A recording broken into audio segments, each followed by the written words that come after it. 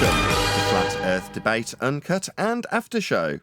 I'm your host, Nathan Oakley, and if you are new to this channel, or you've not done so already, then be sure to subscribe. Hit the bell notification icon and join button if you'd like to become a Nathan Oakley 1980 channel member and keep up to date with the Flat Earth Debate. If you would like to support the channel, there is a super chat that runs alongside each of these shows while they premiere, and there's also a coffee, Patreon, crypto and thanks button in the info box below the video. Speaking of Patreons, I'm going to do a quick shout out to all of you who support me on Patreon. So, a massive shout of thanks and appreciation to Steve on the level, Thomas van der Zander, Cannabear, Gary Hughes, Measured Flat, Chris Wouters, Mr. Amish, Sensual Goat, Mitch Kennedy, Rod, the name's Burley, Twadwazzle, Jason Hornsby, Christoph Fournier, Flat Earth Travolta, JMels24, Unamento, Iron26, Endless, Golden McKinnon, Retro Bill, Level Plain Poem, Michael Kahn, John Kays, Patrick Gunnels, Banter, Mel B. Styles, Hairy Blade, Mobile Max 777, Rob W., Del West Watson, Unbelievable Productions, Blue Ridge Ranger, Abraham Mohammed, Skeptic 936, Life is Short, Texas Mike, Chowing Cat, David Wayne Foster, and Dank. So another massive thank you to all of you for supporting me on Patreon. Now I will hand over to whoever is in Discord and Google so you can enjoy their dulcet tones while I set up for today's live show. He won't say anything. Witzer reminds me of him, dude.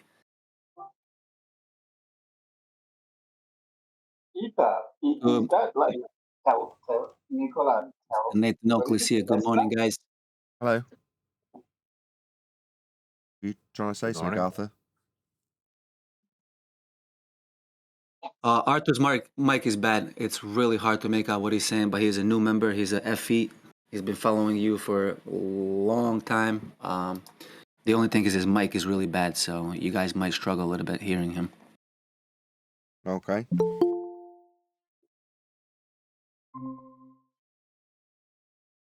But anyway, we were talking about Witit and his gibberish.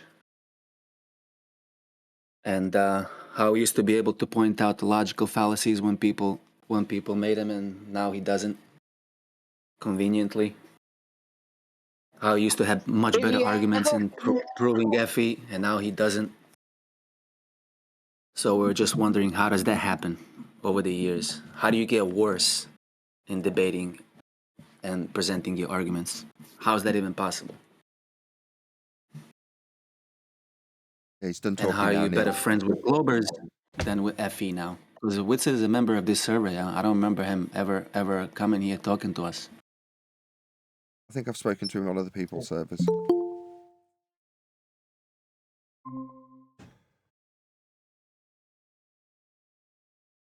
think it was the Land of Misfit Toys that I spoke to him on. In one of the shows. Oh, yeah, he was there? Huh? Yeah. Wait, you spoke with him personally? Yeah, several times. There's been several shows that featured Witit. Right, so even, I think it's safe to say that even you personally explained to him, right? About the non-experiment being non-experiment and its a logical fallacy and all that. So how is it that he never brings this up when he talks to these people? And how is it that he says, like, it's weird that people don't want to know if there's 24-hour sun? You know what I mean? How many people will tell him, like, that these are logical fallacies? The money.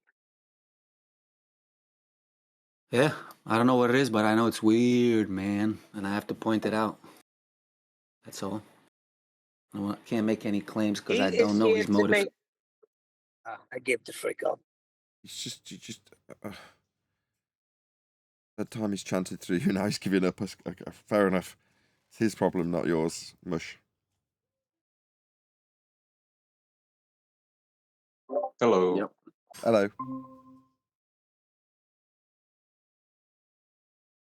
Go ahead, Is Neil. that John Refracted Hold on, curvature? Mush. Just one sec. Go ahead, Neil. Okay.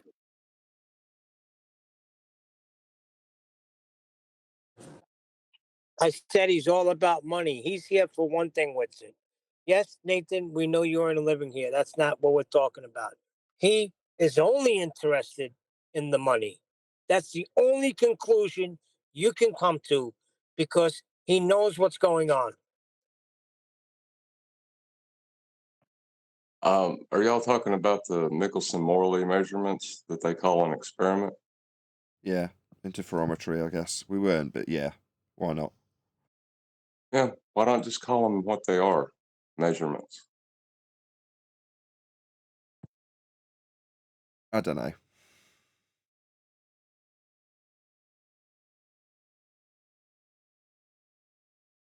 Now he's a show.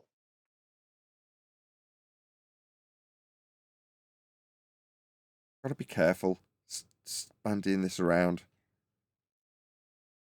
Does it serve any No. purpose? I heard him say they were correct about geocentrism on QE show.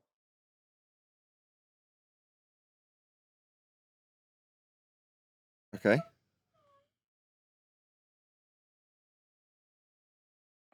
And geocentrism is? A big giant ball that don't move. Is it? No. That's an extrapolation after the fact, Neil. The geocentrists, the Robertson Genesis of the world, believe that we're on a non-rotating ball. Yeah. I get that. Their belief is that geocentrism is in reference to a ball. We're saying that's incorrect. Okay, I agree with that, of course. Right. So what is geocentrism then? That was John's question.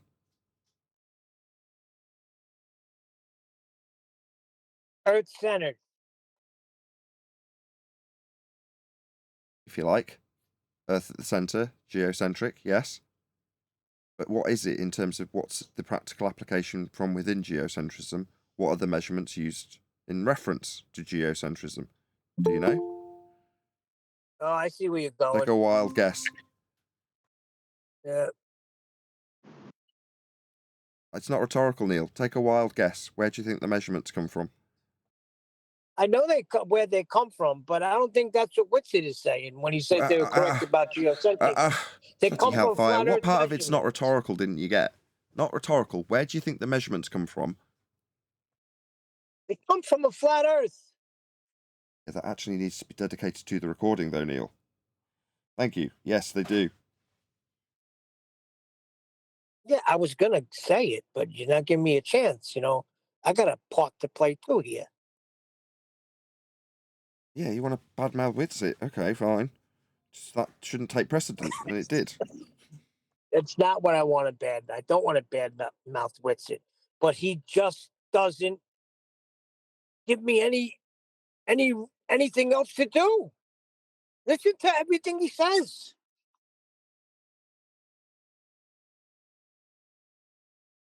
Can we move on to another subject? Well, you're his favorite boy, so I guess we can. Yay. One deck, do you have the list of words that they're not supposed to say? Everyone loves the list. Everyone loves the list. Hiya, John. Refracted. You all right, mate? As a matter of fact, I have a few to add. North, this is south, east, west, above, below. Basically, any direction you can point to, they shouldn't be using.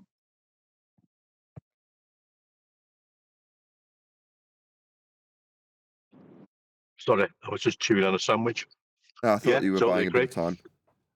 Sorry, I thought it and then just didn't act on it. My bad. Should have detected that. I'll buy you a few more seconds so you can clear your mouth out. But yeah, directionality: north, south, east, west, forward, backward, up, down. Or we're going to acquire a horizontal level plane.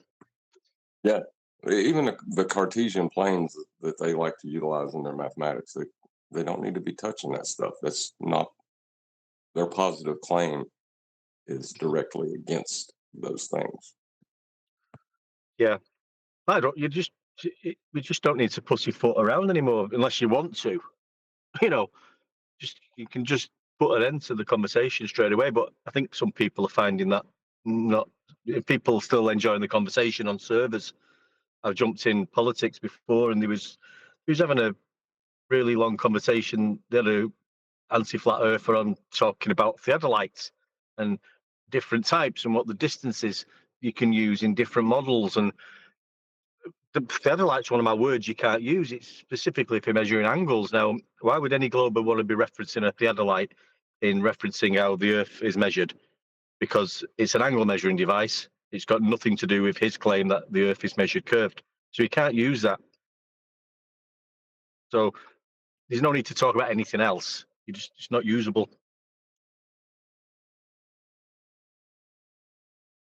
Has Right, anyone the seen minute- Eric de Beersler's video?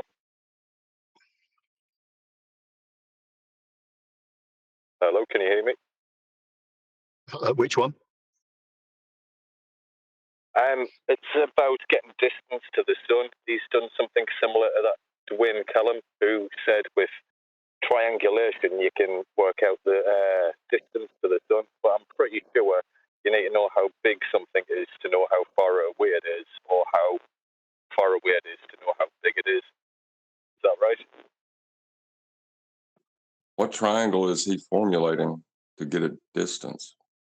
If you don't mind me asking.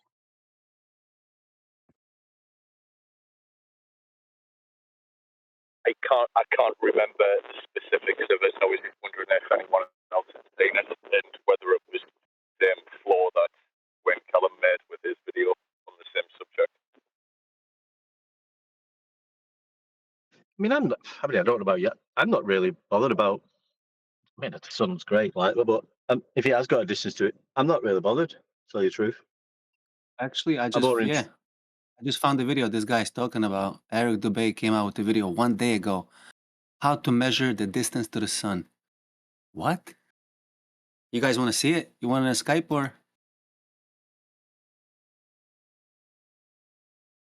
Nathan? Anybody interested? No? All right. Eric, Well, at least Eric put it Dubay is in. using a plane. Yeah, put it in. But we'll have a look. It's there, then, isn't it? All right. I'll put it on Skype, yeah. This is the exact argument why I say that you shouldn't reference triangles in celestial navigation. Well, you can reference triangles in celestial navigation. They do reference triangles in celestial navigation, but if you can't get one angle, why are you allowed to discuss three?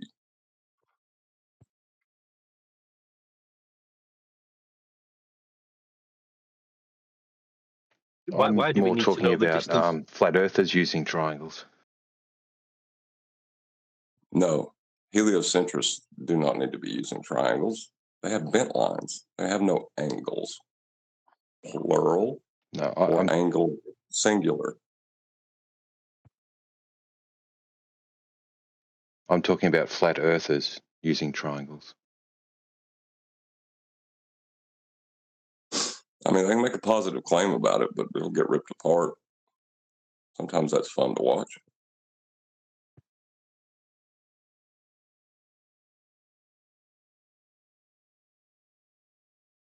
The main process in celestial navigation is the elevation angle, isn't it? And it's the elevation angle. That's an elevation angle. Well, the problem comes in, celestial navigation uses the optical plane to allow you to navigate the actual plane. So, Still if a you don't plane. understand, No curve then. no, you never deal with a bent line, then it wouldn't be an angle.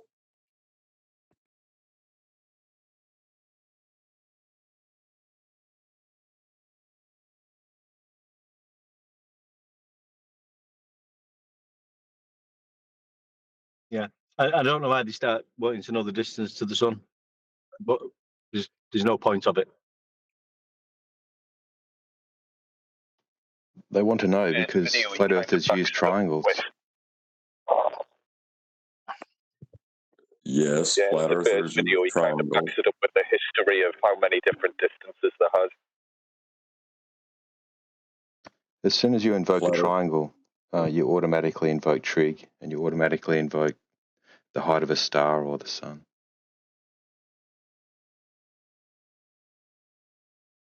Depends. Are you talking about the actual position or the apparent position? Now, that's the It trick depends between if you're. this, because you're using the optical plane and the horizon and what we understand about it to give you a distance on the actual plane.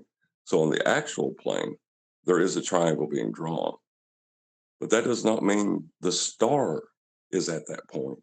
It is only the ground position will intersect that line for the observer at that position.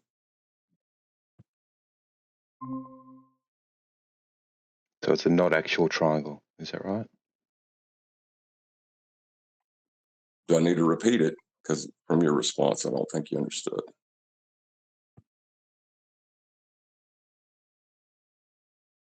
So on the diagrams that most flat earthers use, they'll have the observer, the GP, the star, and they'll draw a triangle connecting the three.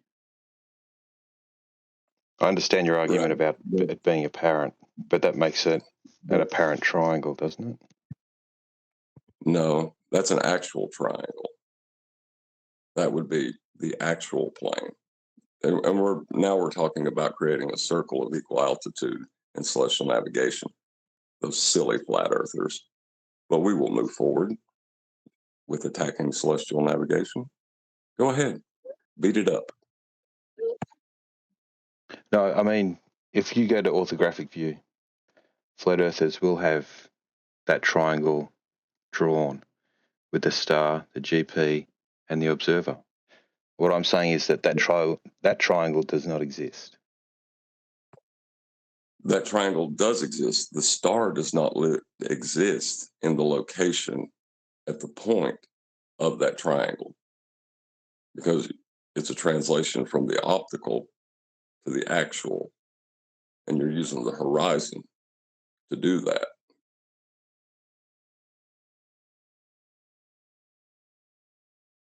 So you have line of sight to the triangle, and you're measuring an elevation angle between the horizon and the star. You do not have line of sight to the triangle. You are not in orthographic view while you take this measurement. No. Yeah, I'm sorry. I meant to say star. You're using the optical plane to get the measurement, right? And that's the elevation angle with respect to level, whatever level you may be, using your eye level, because you know this how you get the angle with most instruments. Then you're converting it to the actual distance it will be to that point. But that does not mean if you travel to the top of that triangle in the actual plane, the star will be there. But if you went to that point, the person who's observing you would look like you and the star occupy the same position now. So what is the need to actually draw that triangle if it's never used? To form a circle of equal elevation so that you can navigate the earth. But you don't need the triangle to form in order to calculate the distance or the radius of the circle of equal elevation.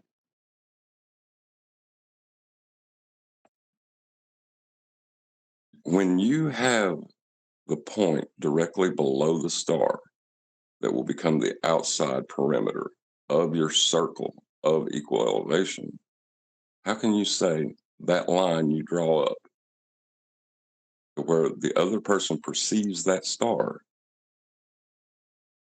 is not a triangle? What I'm saying is you don't need a triangle. So step one in celestial navigation is to get the elevation angle and correct for dip and all the rest of it. And then step two is to actually calculate the distance to the GP using that angle that you've you've just acquired. There is no triangle necessary. Well, the triangle is used for to get the fix, but the first I step don't think it is. is the You do step not that need flat to draw the earthers shouldn't be hypotenuse to the moving. star. Hold on. Yeah. You can redress what he's saying after. Go ahead, John. The first step, getting the initial angle, the eye level, the line of sight, your eye level, and the line to the star, that angle,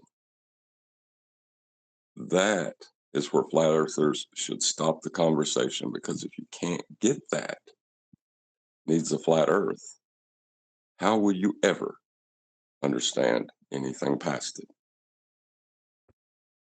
I'm a flat earther, and I'm saying you don't need the triangle. I agree. I'm saying, but past that, it is a triangle. It's just in. Oh man, I'm gonna have to But the throw a triangle line. serves no purpose because you're actually drawing a triangle to nothing. The top of the triangle will actually be in a blank space, not where the star is, because you said that it's an apparent position. So what's the point of actually drawing that triangle? It proves nothing. It gives you no further information. And all it does, it gives the globers something to latch onto and then ask for you to give a height to the star. Yep, Yeah. I agree to that.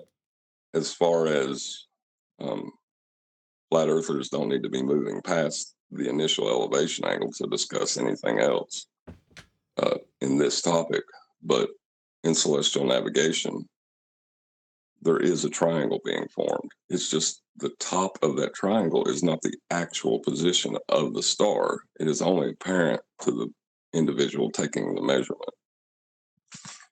See, this is where I think flat earthers have gone down a bit of a side trail.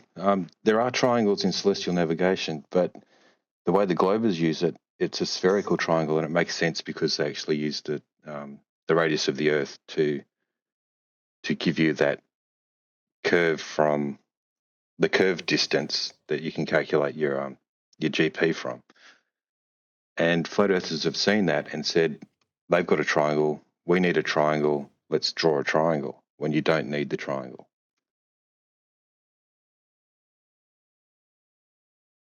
Yeah, I think you're in agreement to an extent.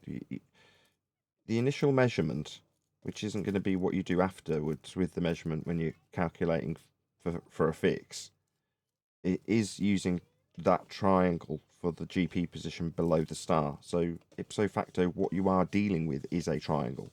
But in terms of what's being utilised, you're not calculating for the opposite. You're utilising a baseline and an angle measurement to the light in the sky. That's all the measurement is. That's an elevation angle. Well, it's not an elevation triangle. That's not how it's being described. You're just describing the two lines. So you're saying, based on that, and John's agreeing with you, when he says you don't need to go past that. Once you understand what that measurement is, that's it. That's the end of the argument. Now, you're also correct, because you're saying, well, the globers say that when you then start calculating fixes, they can use curved triangles. No, they can't. They might say that they can do it and get distance. Well, distance is linear.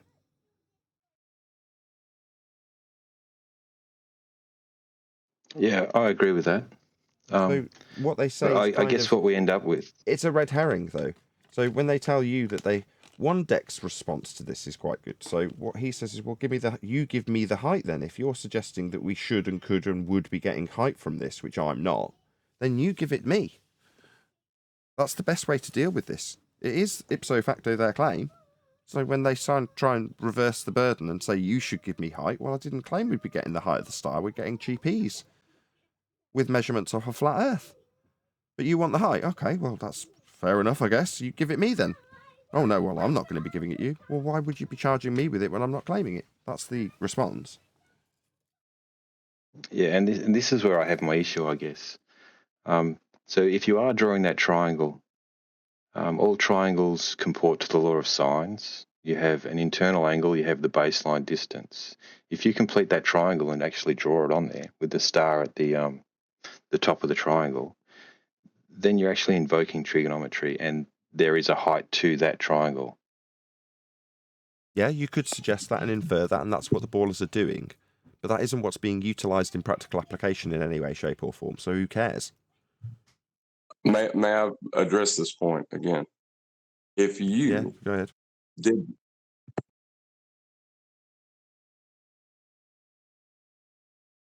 You've kept yourself on mute, I think. Yes, you can. Go ahead. if you, say, took an angle measurement at 20 degrees to a star, right? And you had some way to get up to that position directly below where that star is at that moment, and someone flew up as you watched, when they reached that elevation, it would seem as if they were in the position of the star. That person, however, would not be. You understand? Yeah, I understand and I agree with you. It's just the actual drawing of the triangle that I have issues with. I mean, what we're doing basically is we're going down the Glober path and we're doing a side-on orthographic view and drawing these triangles.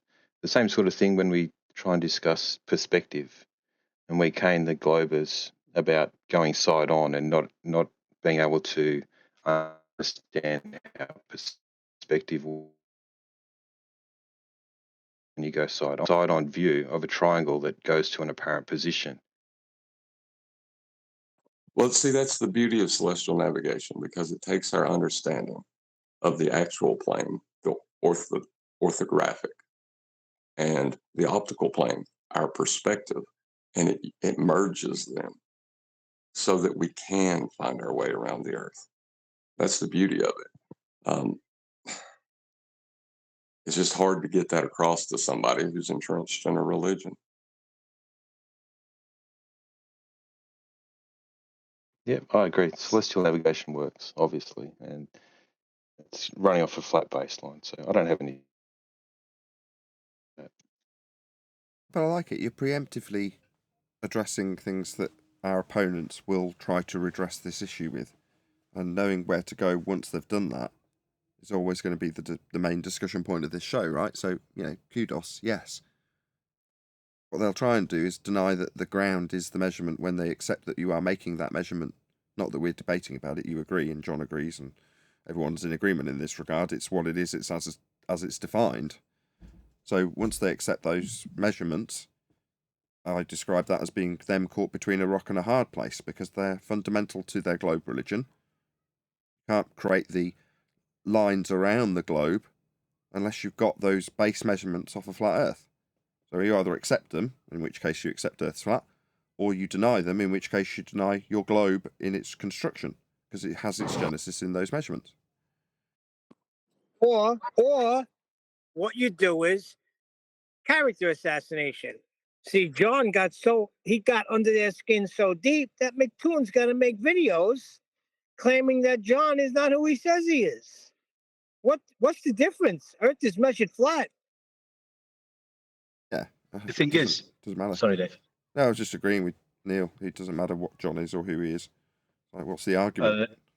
I know what the guy's saying about the sun and the height, but once you, I mean, if you're talking to a glober and talking about the shape of the Earth, once he's mentioned using a sextant, you have to stop him there, because he's measuring angles from that point in the discussion is over. Yeah, that's it. It's done. Well, that's what it sounds like what Neil was talking about is, if John is a lying, deceiving butthole, then this statement is false. You know what I mean? Sad. It's like, yeah. But one deck, you're right. There never was a debate. I guess the perception that there is a debate is the only reason. They need the perception of a debate. They don't actually need a real one. Yeah, that's what the Feast of Nonsense is. The creation of a perception that there is a debate to be had, when the fundamental genesis of both claim to be beliefs on the table at the Feast of Nonsense are based in the same origin measurements of Earth as a flat plane. So there is no actual debate. There's just the perception of one. Well, then you need to divvy out both sides with their pre-packaged arguments on each side of the dichotomy that it doesn't exist. And off you go. And if one side's doing a bit better than the other, you suppress it.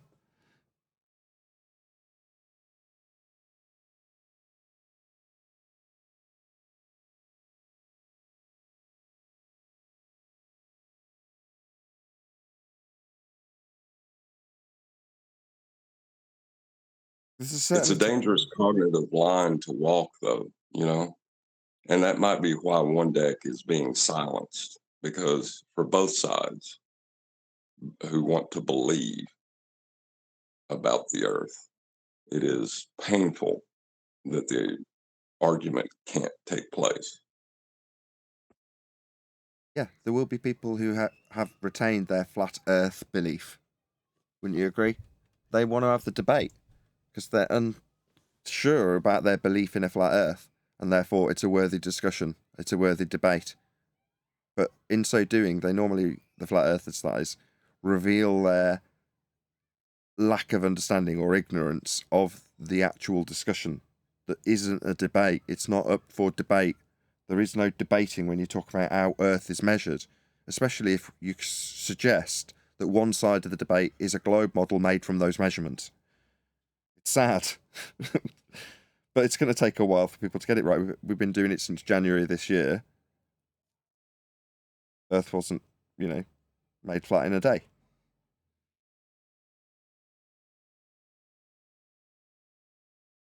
It may have been. May have been. That's not what I mean. Metaphorically, we're not going to uncurve the belief in a sphere Earth derived from those flat Earth measurements in a day. No, because that contradiction is central to the religion. They must know it's flat, but believe it's a ball. Yep. Another part of the rhetoric that we've been banging for the last year. You need a flat plane as much as we do. I'll just give them a little bit of slack and ask them to describe how it's measured, and it'll just sound like a flat Earth for describing how Earth's measured flat. That's what they do. Yeah. And that's when you have to stop them and say, you're describing how Earth's measured flat. You're not supposed to be doing that. You're using all these flat Earth measurement proofs of Earth, and you should be talking about how globe is measured and what tools are used to measure curvature. But you're not doing that. But whether or not Can we use any of their words? Yeah, well, there's 24 of them, isn't there? Sea level, horizontal, horizon, parallel, plumb, perpendicular, elevation, angles, triangles, sea, sextant, theodolite, spirit level, altitude, vertical, tangent, straight, line, up, down, plane, and flat. Did you read that out? Did you memorize that? I have absolutely memorized it, of course. Oh, well done. Well done. No, if you have. I read it out. Nah, you wrote it down. Fair enough. Won't be long until you do memorize it, though, I'm sure. You don't have to memorize it. You just need to know. They're going to use tangent probably. They're going to use they're going to use angle, tangent. They'll use sea level, altitude. The main ones they're going to use. Just stop them straight away. We're not talking. You can't use them words. Sorry, I have to stop you. And then you get muted. No, that's initially because it seems like it's so powerful. It almost seems unreasonable. Don't worry about that.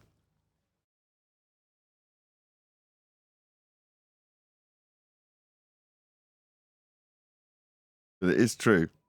And lots of people have noticed it. The people who get it are like, yeah, at first it seems too good to be true. Okay, well, fair enough. No, it's what it is. To the point where the advanced heliocentrists, like John has just pointed out, they must know how Earth is measured flat to believe it's a ball. That's why so many people who've come and gone in the last 6 or 7 months, or 8 months, I should say, almost 9 months now, right? Have been easy to lead down there. Well, yes, of course it has to be measured flat. It's flat enough for us to utilize as a flat plane of reference. Well, okay, well, if that's the case, then we are ipso facto measuring Earth flat then, and they know it. Some of the less advanced heliocentrists don't know that the reification of a ball come from a model measured flat in origin is necessitating flat Earth measurements to get there.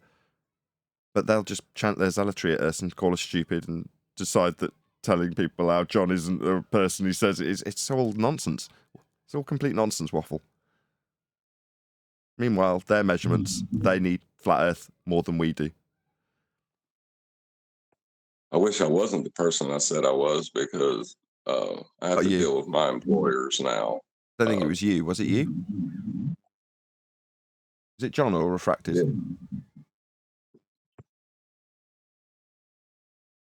Neil. Was it Neil? Was it you that were talking about Refracted? Neil mentioned it, yeah. But I think he did say Refracted. Oh, my bad. Sorry.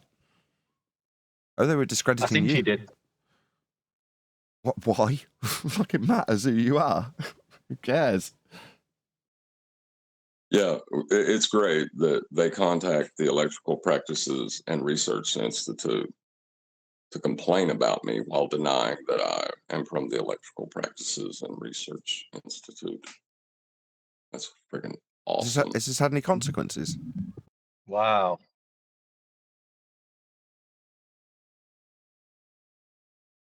Yeah, I lost my first job. Yeah. Oh, that was. I mean, sorry, I was hearing that this was something that had occurred in the recent history. But you're talking about the original time. Yes, okay, of course it did. Yes. Yeah, but I still have to deal with that. And apparently, every time someone contacts them, they just got to make sure that I don't believe the Earth is flat. I just calm them down. Say, no, I don't believe that. Yeah, these people we deal with on our opponent's side are monsters, and they would rather have you not be able to feed your family than accept the measurements that they require for their belief. It is absolutely monstrous. That's a good point. Refracted, though, if you just wanted to get someone off your case without going into it, you could just say, do I hell believe the Earth is flat? And leave it there. Because we know it's not a belief.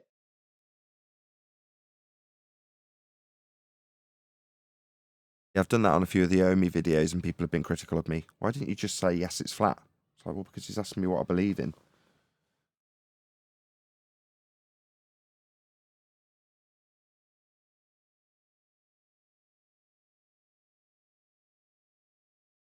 Let's get it on. Good morning. Good morning. It's good to have you all. I'm going to do a few housekeeping questions. I'm slightly less exhausted, just with a bigger headache today. But we'll do a bit of housekeeping. Any evidence of a physical geometric sphere edge? That's the horizon, formerly known as Earth curvature. Why are we doing housekeeping when the question's already cleaned house? Neil, you realise that the majority of the Western world have absolutely no idea what we are on about or what we have to say or what we stand for. Yeah, you know something? You're right, because when you do that TV thing, when you talk to people, whatever you go on, I realize the world is in the darkness. Right. Well, housekeeping as a form and function serves to undo all of the most common arguments that we have faced over the last 10 years. And they do a concise job of it. That's why they've been kept in the forefront and at the beginning of all the shows for all this time. They're absolutely worthy of repetition. There will always be an excellent teaching tool. There'll always be a lead-in for us to entice one of our opponents to offer, for example, any scientific evidence of gravity.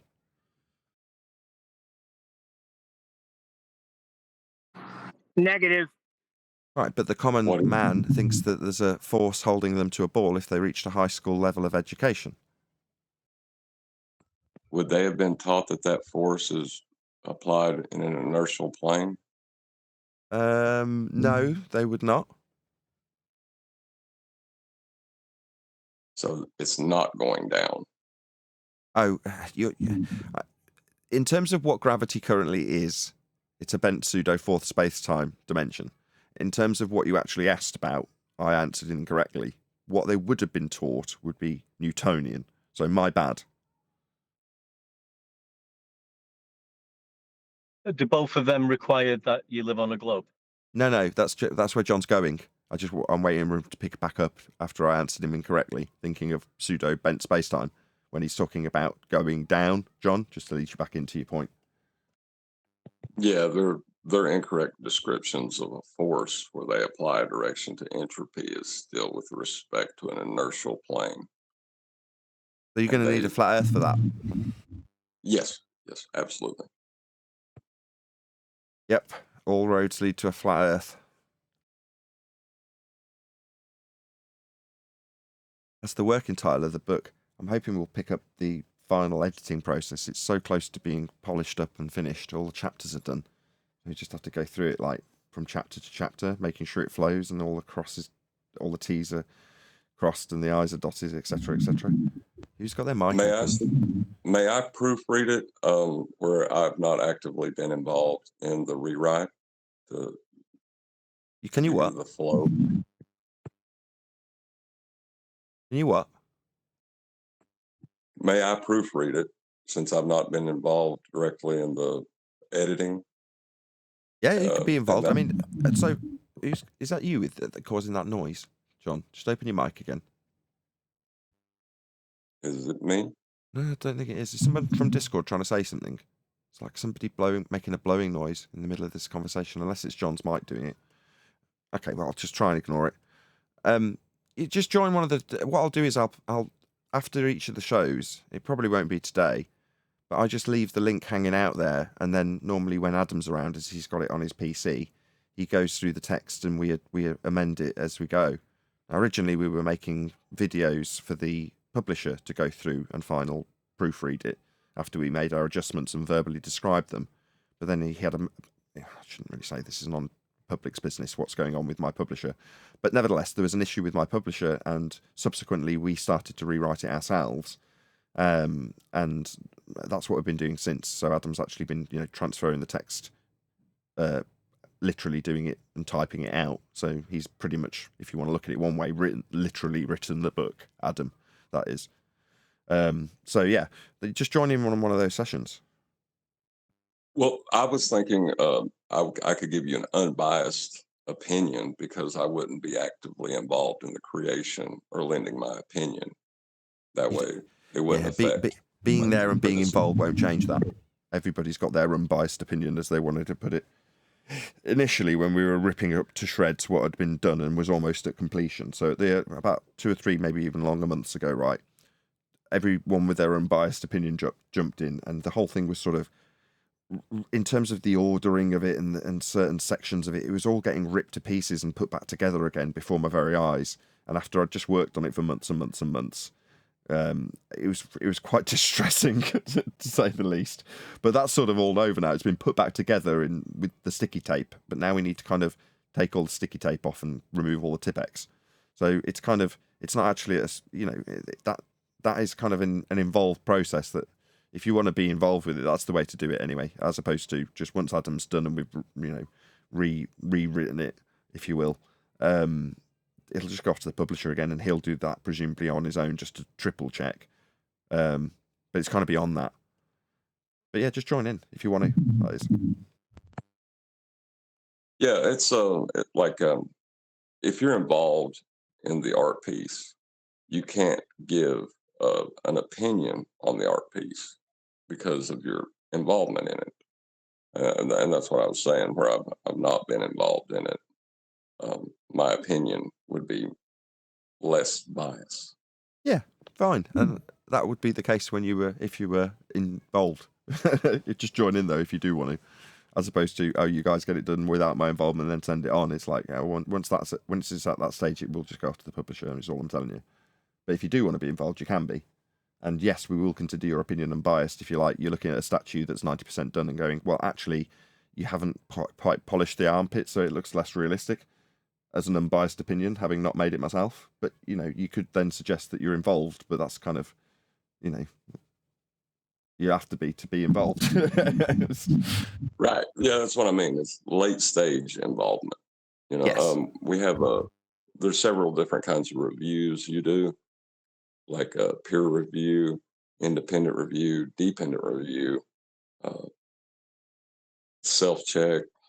There's 100 different ways, but I don't know if this is interesting enough to make the live show.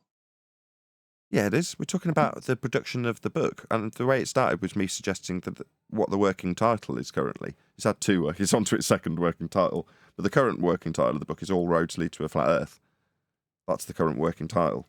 So just, you know, discussing that on the live show is absolutely appropriate. Whether it's interesting or not, I don't care. It's my book. I want to talk about this. Yeah, it's kind of funny. All roads lead to a flat Earth, and they all start there too. Yeah. That's what I was just going to say. They start there. They don't lead there. Everything begins at a flat Earth. Not for us. Not in this journey. Not in the details of the book, it don't. I didn't start on a flat Earth. I started very much on a globe, Neil. Oh, I agree. Right. I just came back. I didn't hear the first part. Yeah. The world was always flat. I know what you're saying. I get the sentiment. The world was always flat, and it hasn't, at some stage, through knowledge, unfolded into a flat plane. It always was functionally flat, measured flat, dealt with flat, obviously and observably flat. But when I entered this world, I entered what I believed to be a ball-shaped planet flying around the sun, because of a belief I was given without knowing it in a science class. And from there, all roads led to the flat plane we actually dwell atop, and how the measurements of the perceived reification of a globe came from that origin. The genesis of the globe is a flat Earth. That's why back in the day when we were sort of wrapping our heads around this for the first time, we started saying, well, we're advanced heliocentrists. And there was lots of people taking umbrage with that. And you're like, I don't want to be described as a heliocentrist. And rightfully so. But at the time, it's us grappling with this idea that the origin measurements of the globe come from the flat plane we're actually living on. Therefore, to understand the genesis of a globe would be advanced globe knowledge. Doesn't make you a heliocentrist, because that's a religious belief that no one wants tarring with once you're a flat earther. Because you're not. If you're a realist, you know the Earth's flat.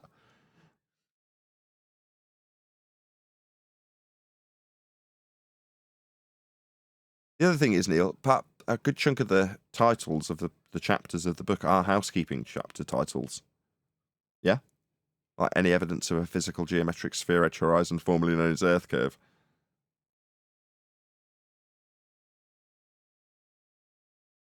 You know, that used to be considered a measurement in my mind. Yes, I do know, as it's your literal journey from transitioning to being a flurf from a glurf. Without that measurement, what have you got, right? Nothing. Nothing, nada. Yeah, it's the contradiction you need, you know. It's a contradictory measurement to the planar measurements you use. You need to be able to measure curvature, or it's not curving. To infer curvature, you need to describe or calculate and then reify a deviation from the horizontal plane that you will measure. It's just so weird to describe it in that way, because we're giving essentially an advanced heliocentric lesson, aren't we? Yes, they're trying to deviate level where sea level appears to meet the sky from sea level. That's the deviation that they're trying to describe when they inaccurately utilize the mathematics. Yeah, it's one big magic trick. But the origins of the magic trick weren't for the purposes it's been utilised for in modern times. You know, knowing when Easter's going to be and going, oh, well, we need to figure out how these epicycles work better because we're getting it wrong. And then you've got a good mathematician that comes up with a model that you can describe how the Earth could be thought of to better predict when those lights might be in certain positions. After using what's on screen now, right? Angle measurements to them off a flat plane. Now, the clever mathematicians of 300 to 500 years ago don't, in their maths, infer in any way that we're actually stood on a ball. They're just trying to give a better prediction of when the lights will be in certain places in the sky so that the church can tell the congregation when Easter will be. So you go, at what point, and I don't know the answer to this question, it is rhetorical, at what point was there a transition from a useful model to say, this actually works quite well for saying when we think these lights will be lined up for our predictive abilities to be better served, versus we stand on a ball? I mean, there's got to have been a transition. When I look back, it seems like, based on sort of recent history that we can literally have first-hand testimony of people in various arse ends of the states that, were acutely aware of a flat plane and transitioned to a ball in the education system. Dave Weiss interviewed an elderly lady about that exact subject. And there's various different references to old sort of 40s and 50s TV shows where they're talking in those contexts, like in old times, 30 years ago. From then, there was this transition from flat to globe, and how the demonization would have been the person who's telling you you're on a globe. It's just seems like it's only been in the last couple of 100 years. So you have sort of 500 years ago, we're put on a ball moving around the sun, and then there's a refinement over the next couple of 100 years to more current understood lines of orbital ellipses and things like that, which are part of the current reification. But between that last refinement 300 years ago and now, you go, well, at what point did somebody say, right, let's put this into the education system? Let's say we are standing on that ball in this church model. But I can't put a number on it. It'd be nice to say this is the point that they transitioned and said, no, the measurements of a flat plane that we've turned into this model that the church has used to better predict where the stars will now be our world. So, Dave, are you sort of saying, Nathan, that from is it the Ptolemy sort of, when he was describing the heavens, it was, even though that still works, and the heliocentric version was a bit simpler to understand. So they created that for better understanding. So by turning the flat Earth into a ball and changing the system up there, it's better for everybody to understand, because we can't work it out correctly as it is, because it's so, I don't know, we might never be able to work things out. So what they've said is, well, we've created this model, we've had to use the Earth as a ball and and moving around the sun. So let's just say that's the case then. Yeah, but when Maybe. when was that, and who did it, and what's the story behind that? There isn't one, because obviously there's just rhetoric that suggests this is how we always knew, and then in the story they use measuring a flat Earth and a little just so story about how that meant that they could get a radial value or something similar. But ultimately, there's just the story of the ball, and they've imposed various bits that suggest that that's even thousands of years before that, with absolutely no primary source references to pull from. They're just injected into the stories from 500 years ago till now. But like I say, you can't. There is no defined point that you could point at. You can say, okay, Copernicus was the first originator of the sort of heliocentric model, if you will. So you go, well, was it 500 years ago? And well, no. Him describing this for the church leaders doesn't mean that you've got them then going out to the people in the pulpit and going, we're on a ball. It's just not that simple, is it? Well, and also on top of that, I like to use trepanning as my example. Okay. The people who started trepanning does not mean those people knew there wasn't demons in people's heads and that drilling these holes were just hurting people. They didn't know that.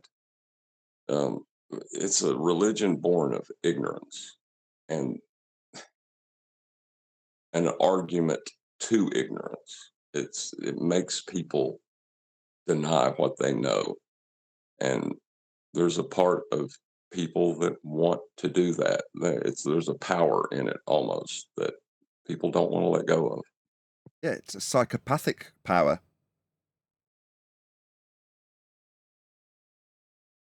You can control someone's reality.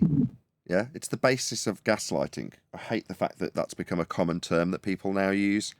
If someone's tricking you or they're gaslighting you. No, that term's been overused in the last few years, and it does have a specific meaning. But that kind of controlling of your reality and changing what you perceive to be the reality is literal control imposed through that method of gaslighting.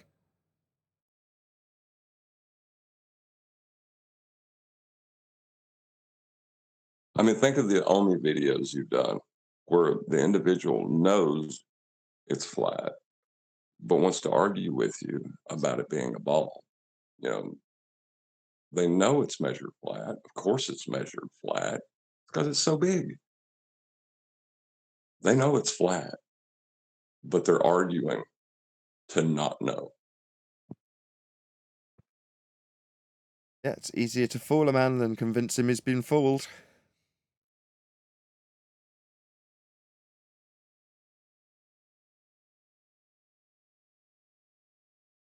Yeah.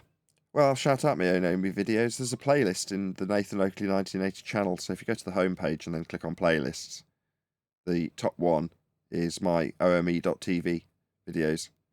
So I think the playlist is called FE space ome.tv, and it's just all of them, as many as I've done to date. So initially I went a bit mad and just did it several days of the week to get as many sort of established as a foundation to build on and put more on. And yeah, I might do a couple of sessions a week or maybe one session a week initially to build it up a little bit more. But yeah, it's a horrendous amount of work to produce them, but well worth it as they seem to get a mention. I didn't bring this up, John did. So, you know, people like them. Yeah, that's part of the reason I brought them up. But on top of that, though, the authority and the power play that's going on is vulgar, and you know what I mean. It's everyone in that position of authority that should know this and does know this is also telling them the same nonsense. It can't be easy. It is not easy to overcome. Yeah, there's a certain defiance that people have been naturally instilled with for whatever reason and by whatever means that allows them to have the cognitive dissonance sit with them reasonably well. That is to say that they'll challenge what they have just told you about the measurements. A good example, or the perfect example, is, of course, it's measured flat. That's just because it's so big. Well, what do you mean so big? Okay, so it's measured flat and really big and flat. Well, no, I'm going to now assume my religious belief on top of the measurements I've just told you that I'll take of a flat Earth. And that's that after the flat Earth I've measured that's measured flat, I'm going to assume that it's actually a really, really, really big ball in just this local area that I'm actually measuring and utilising for my building purposes is flat on a really big ball that I'm not measuring and have no evidence of. You can't do that, Nathan. There are no flat surfaces on a ball. You're not allowed to do that. That's a violation. I'm just explaining what the normie in society will cognitively do if they have to deal with the fact that they've got to measure Earth. Well, if they measure Earth, they will measure it flat. And when they measure it flat, and potentially, which they often won't be, most people just get on with their jobs measuring it flat, and they're like, yeah, well, of course we measure it flat. And they don't think, well, that would contradict the worldview I've been taught in science class. Most people don't think in those terms. They just get on with measuring it flat, because obviously it's going to be measured flat. And then when you point out the contradiction to them, they suddenly take umbrage and tell you that it's because it's a really big ball.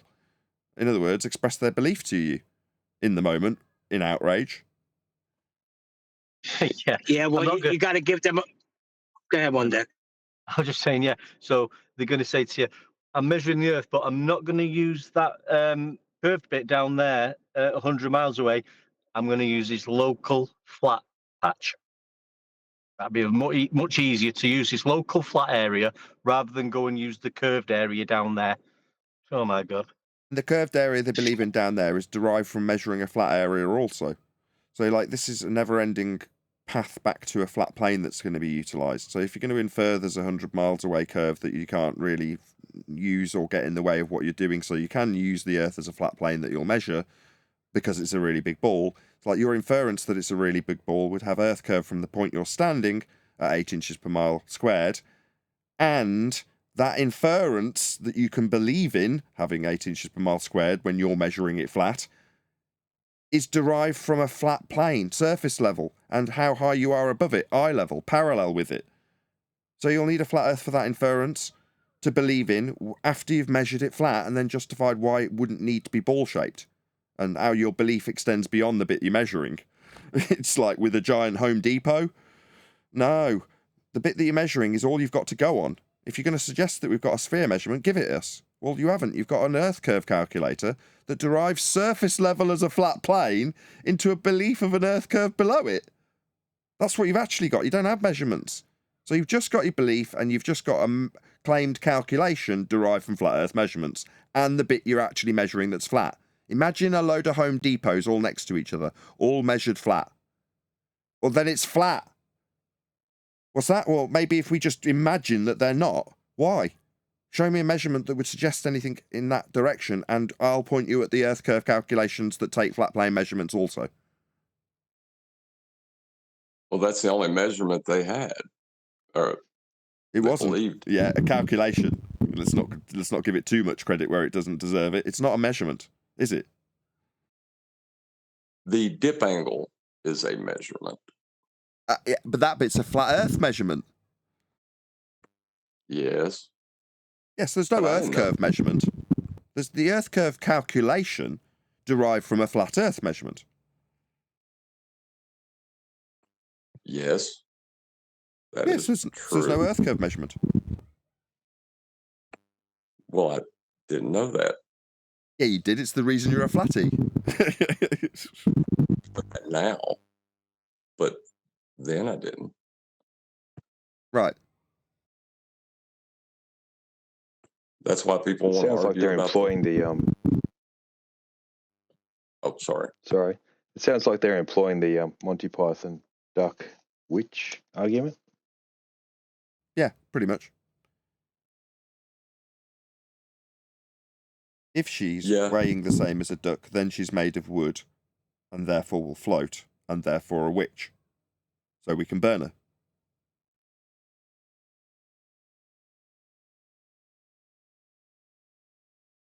Yeah. I don't know if theirs is that, well put together, but it's close. Well, if the Earth is measured flat, then it's a sphere Earth with a radial value.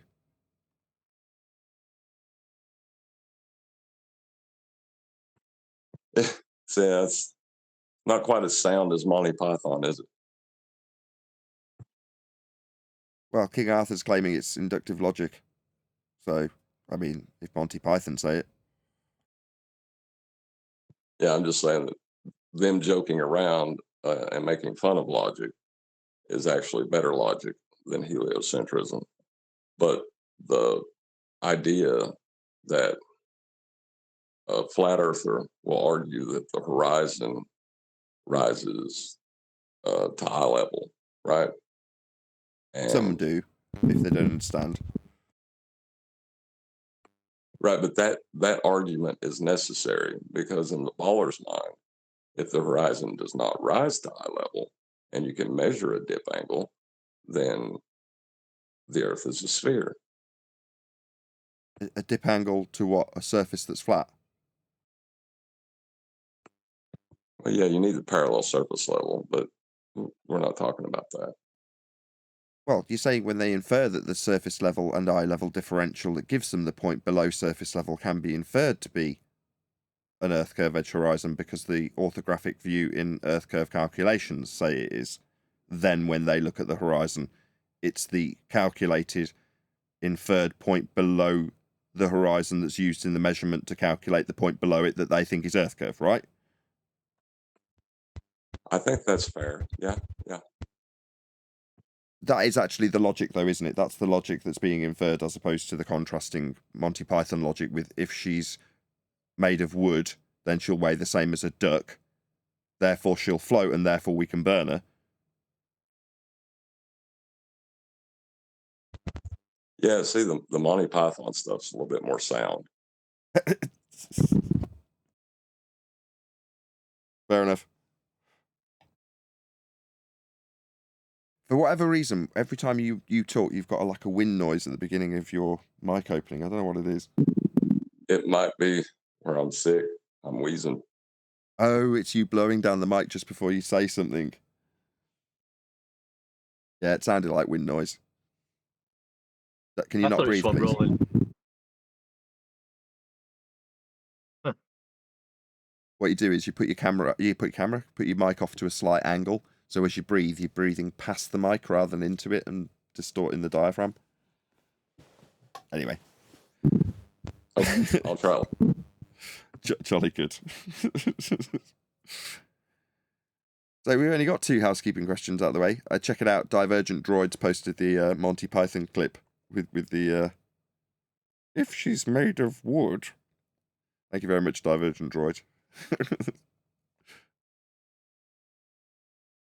Do we actually get an answer to the question? Is there any scientific evidence of gravity, Neil?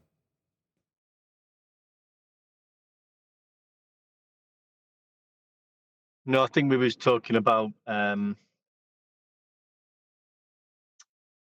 which gravity is being referred to most of the time by globers would be the Newtonian,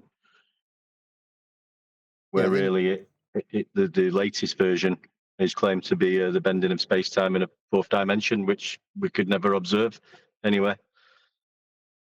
In reality, that is the one with the asymptotically flat sky, right? Yes, you'll need a flat plane for that description of bent space-time. Yes.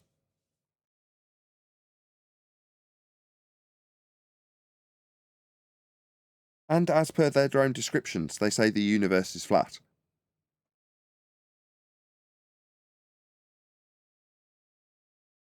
John's pointing out that part of the heliocentric rhetoric is this flat universe. It's the asymptotically flat plane that is being utilised in the mathematics of Einstein. Now, that's not suggesting that we, or John in this instance, is reifying the mathematics into something that's actually physically observable. He's not contradicting one deck, but he's saying that the mathematical description also relies on having a flat plane, an asymptotically flat plane.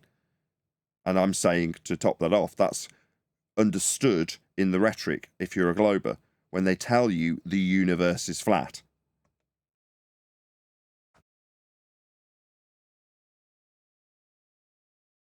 Nah, Earth's flat. Your descriptions and measurements come from it.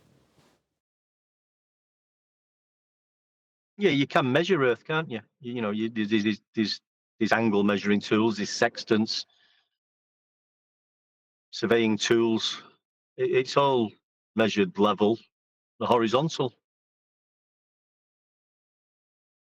Yeah, it's just when flat. described by yeah, it's flat. That's how it's used. That's how it's measured. That's how it's observed. Just the way it is. There's no getting away from that. Oh, can you do me a favour, Divergent Droid? Sorry to cut you off one day. If you've still got your GoFundMe or whatever it is, Give Send Go campaign going on, Divergent, can you pop that in the chat? Somebody only the other day was asking me, does Divergent Droid need some financial assistance? Did he have a Give Send Go campaign? I'm like, yes, I'm pretty sure he did have, but it was a while back. But there's a good chance it's still active. So if you don't mind, as you've just been so good as to, he's in the chat doing his thing. And one of the things he's just put up is, please donate to Patreon, PayPal, becoming a member. In other words, he's doing his e-begging thing on my behalf. And as far as I'm aware, he's got his own financial distress at the moment and has had a campaign to try and relieve that. So given that somebody specifically asked me about it, can you post your own campaign? And hopefully somebody will hit up you via Give, Send, Go, Divergent Droid. You are absolutely epic. And hopefully you do get some support if you do have that campaign still active. But you do such a blinding job. You are like the perfect YouTube moderator. I mention it, suddenly there's a link to the relevant video, even if it's Monty Python. You know, you can't get much better as a mod. And in terms of your temper, your general demeanour with the people in the chat, you know, you're not overly aggressive with your moderation skills. I just want to give Divergent Droid a bit of praise because he's fantastic. I'm sure everyone here will agree. I thought he was. Yep. Is he Go on. not? It really is terrible, your mic. It might be your connection. I don't know. You'll hear it back after the fact.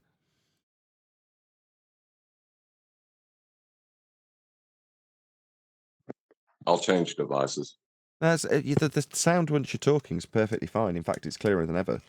So it sounds like you're on a Yeti or something, but there's just, for whatever reason, when you first start talking, there's like this air noise that comes. Anyway. I think I'm going to stop breathing while I talk. No, Just stop talking so much. You don't got to say something every time Nathan finishes. I don't know, maybe you're breathing down your nose into the mic or something. There's some air passing over that mic. I don't know how. Anyway. You'll hear it back on the live stream. I hate hearing my voice. Well, it's 90% wind noise, so I wouldn't worry about it. It's going to drive QE crazy. It's driving me a little bit nuts, I've got to be honest. But anyway, right, shout out to everyone giving love to Divergent Droid in the chat. He is ace. Absolutely correct.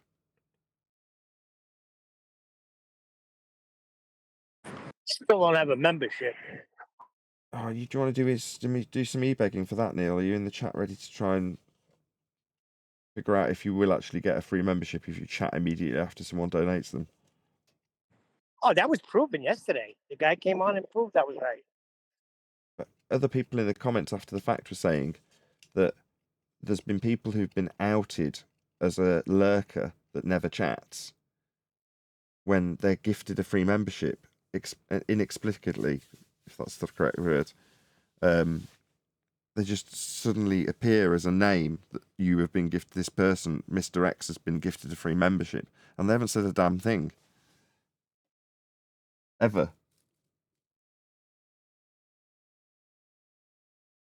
So I don't know. You might be right, Neil. I just don't know. Not to mention the fact that no one's actually gifting any memberships.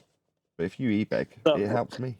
So you feel free to e-beg for those memberships. I don't know how it's done, but usually I'm a member, and I'll go a week or so and not having it. It's going a little over now, so let's go. Whoever's been buying me one, let's get busy. I don't even know how much they cost. How much is a membership? Is it like $2 or something? It's not the money, it's the excitement. Like getting something for nothing. Yes, it's the excitement of the thing. Like, can I get it? Oh, somebody got me one. Nice. Well, like I say, in the next few days, I'll probably produce a few more OME videos.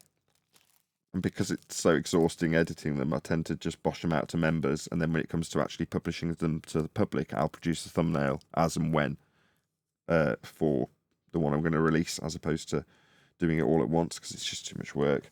So it means that you have to look past the crappy thumbnail that YouTube will ascribe to it automatically when they become member videos. But, you know, some of those videos have ended up having thousands of views. Now on TikTok, some of them have ended up having tens of thousands of views. Now, don't get me wrong, it's a younger crowd, so it's a different audience, but they're popular videos is what I'm trying to get at. So if you do happen to be a member and you happen to see some OME videos going up over the next week or so, yeah, it'd be worth checking out, even if the thumbnail looks a bit crummy.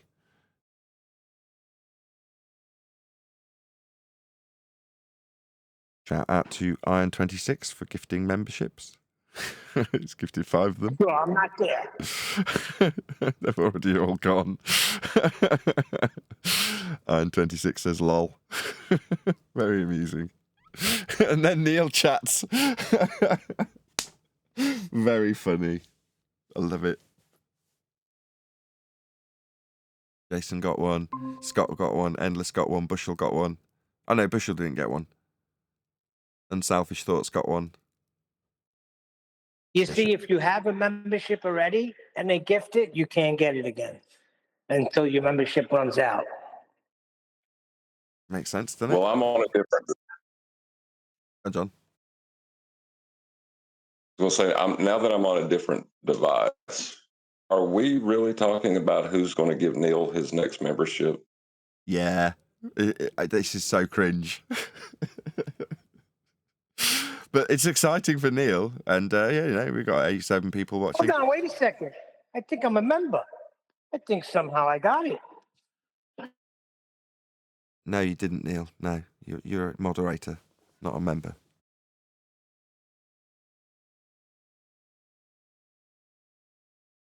in any event, there is currently one members only video that's out, that's new, along with obviously all the Uncut and After shows that haven't been released on the second channel yet. So for whatever reason, I think it's because I leave a gap for QE's show. On the Tuesday, I don't put an Uncut and After show out to the public, so I'm not overlapping with QE. Not that I'm obliged to do so. Sometimes I do. I don't want anyone to say, "Oh, you said you don't do that." Well, you know, I did it initially to put a bit of distance between the members' videos and the ones that actually come out to the public. So the ones that come out on the second channel now are about a week and a half behind. So if you are, well, I should plug that really. If you want to see the Uncut and After shows and you don't want to become a member, i.e. you don't get gifted a membership or pay for one, then you can just subscribe to the second channel. There's a link below this video and you can just subscribe to that, and then 10 days later or whatever it is, a week later, that I publish them anyway, the members only Uncut shows. So yeah, go and subscribe to the second channel. It's almost got 10,000 subscribers. Amazing, really. I started it with maybe 150 subscribers and just like, this will be my place to have a backup of all the shows. And then over time, it's like something I've actually promoted. And now, without even really paying that much attention to it, it's built itself up to 10,000 subscribers on the second channel. Isn't that nuts? My second channel's got almost 10,000 subs. I actually like the second channel and the way it's set up for archiving stuff. I like going to that. Yeah, it's a far easier way to find all the archives. So sometimes people will tell me I can't find show 50 to 100, for instance, or I can't find the very first show. And you're like, well, yeah, because when I first started doing it, because it was so risky, the way that the show was set up, I would alternate which channels I would use to stream from, because I was literally putting out a link that gave people back office access to the channel.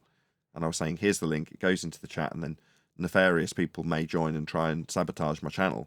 So to spread the risk out, I would do it from multiple different channels. And the main one I would use is the second channel, now become the sort of backup channel, if you like. But that's the channel that's now got 10,000 subs. And originally it was just like, well, I'll use this random channel to stream from. And like I say, because that ended up having some of the actual broadcasts on there, I was like, well, this has got quite a few of the broadcasts. I'll use this as the backup channel and just put all the recordings onto it. But now it's like been done in a more scheduled way, and you know, it's a way of getting material that is currently members only. So it's sort of developed over time, just organically. And it shouldn't surprise me that that has turned into 10,000 subscribers. But like I say, it's not something I put a concerted effort into or stream from. It's just where I put the Uncut and After shows so that they can eventually reach the public as a sort of archive. Do you remember when we tried?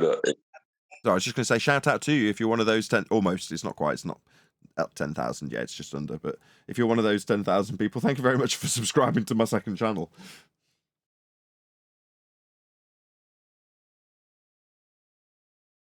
It's a great source if you're a baller looking to try to get past information. That's where when I first subscribed to it, I was still a baller at the time. There's quite a few people I see in the messages of the second channel that are so old in their subscription that they have subscribed to that channel based on the fact that it originally started doing Flat Earth Debate live streams, and they're not subscribed to the main channel.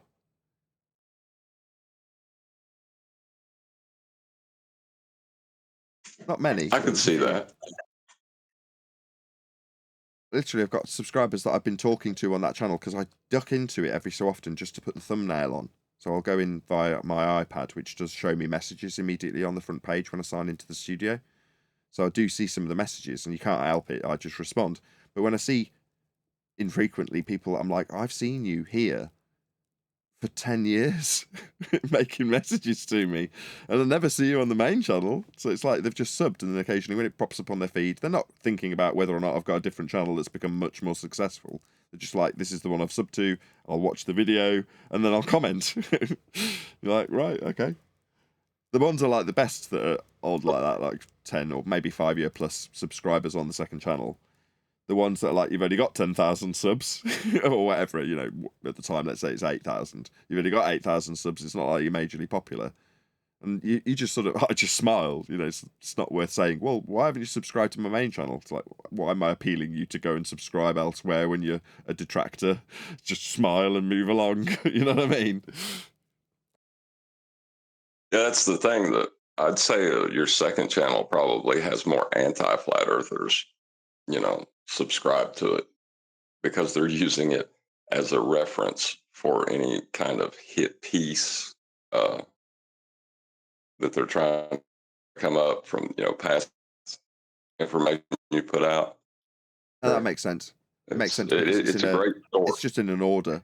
So yes, I edit out stuff from the live streams and they become videos and shorts. And there's various other material advertising for the most recent meetup I did that went out as a couple of little videos. The Omi stuff. In other words, on this channel, 1980 channel, there's so much to sift through. Whereas on the second channel, it's pretty consistently just, numerically uploading of the shows one after the next. So if you're trying to find something, that is probably an easier way to find it. Sounds like they might have all had a meeting and said, how the hell are we going to get over this evidence that the guys are providing that the Earth is actually measured flat, and they've got the evidence with latitude and elevation angles. How are we going to overcome this? And they've all scratched their heads and said, I know. We'll just say we're using the locally flat Earth. And tell him it's a really big ball, obviously, and then walk away with a winning smile. What is a measurement for it to be so useful? Go on. Did you want to define it, or do you want me to look it up? Oh, it's to measure is to know. Measurement is proof. Well, let's define it. The process of associating numbers with physical quantities and phenomena. I would accept that. Yeah. But why is that so important? Measurement is proof.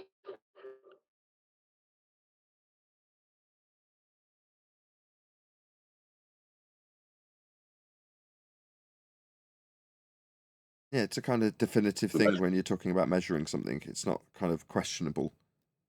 Like when Neil says he runs his tape to measure down something.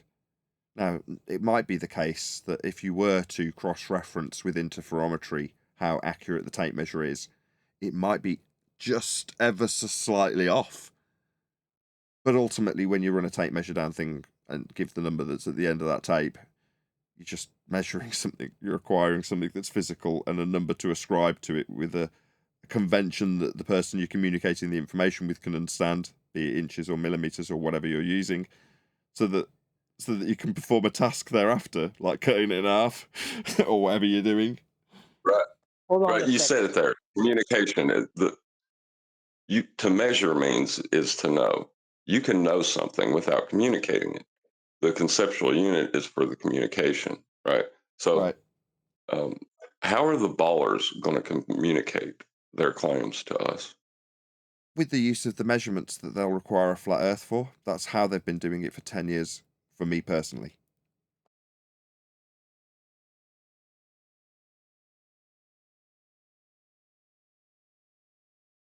So to communicate your ball, you'll need the genesis of a flat Earth to describe measurements that are taken with respect to the ground that you're inferring is ball-shaped.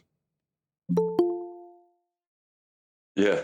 Yeah, that's why it's so powerful, is because, measurements you use them for communication.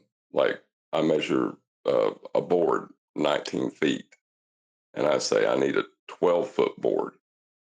Well, Neil can take that information, measure out a 12-foot board, and cut me one. That, it's the communication part of it that makes it so inherently strong. Have you factored in he might smash himself in the face with a giant iron bar as he's doing it? Yes. Fair enough. Then we're all cushy. 93 people watching. Woohoo! Please share the show if you've not done so already. Couple of clicks. Pop the show on your favourite social media platform. Bebo or MySpace or wherever it is you use. I tried to get QE to do a show on measurement years ago, and I'm going to keep harassing him until he does, because I think it's important. Because, like with Michelson Morley, they say it's an experiment, but it's just a measurement, and they want to make claims about that measurement afterwards that contradicts the conventions or the reference that they used for the measurement. They being ballers. They being both. Ethereans and ballers. Yes, anyone who uses it as an experiment or thinks of it as an experiment is doing that.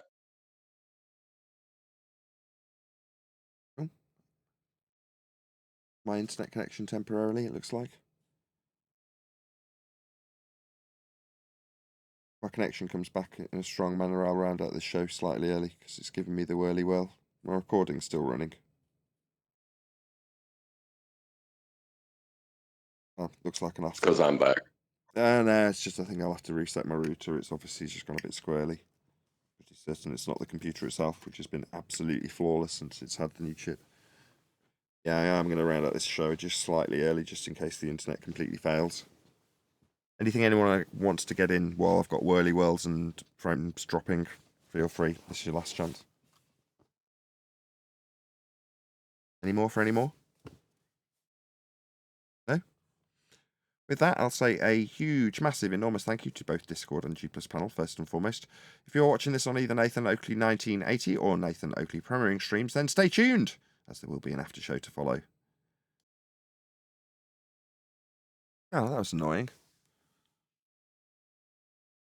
Oh, Central Goat just told a joke that went completely over my head. Go on, let's hear it. I was doing the outro. What do you call a man with no shins?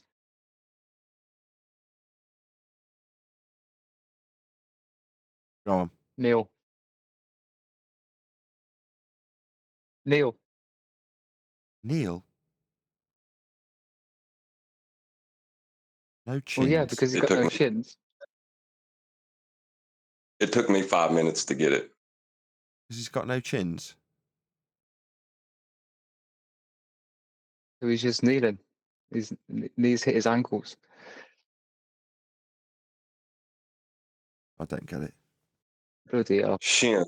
S-H-I-N, Oh, no, not C. shins. Shins? Okay. Yes.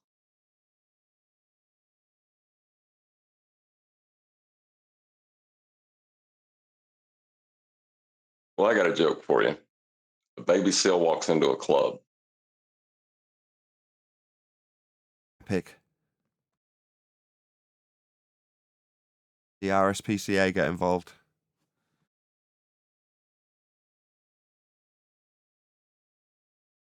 Honestly, the seal walked into the club. I had nothing to do with it.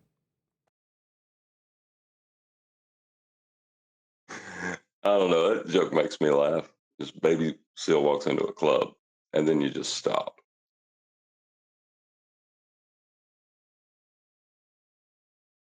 We're in politics What was tomorrow. today's topic of discussion? There wasn't one.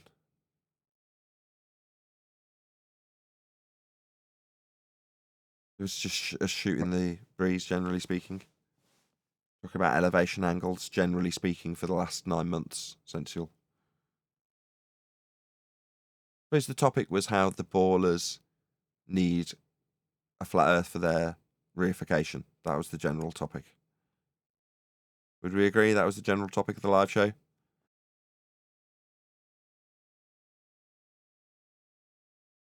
That would be fair. It's probably what's best as well, getting back to the winning arguments after today's controversy. What controversy? So yesterday's with that? controversy. I didn't know there was any controversy. Tell me more. Oh, just some guy came on shouting a swear at you, Nathan. because it happens so often. I'm sure you've forgotten about it already. Did it happen yesterday?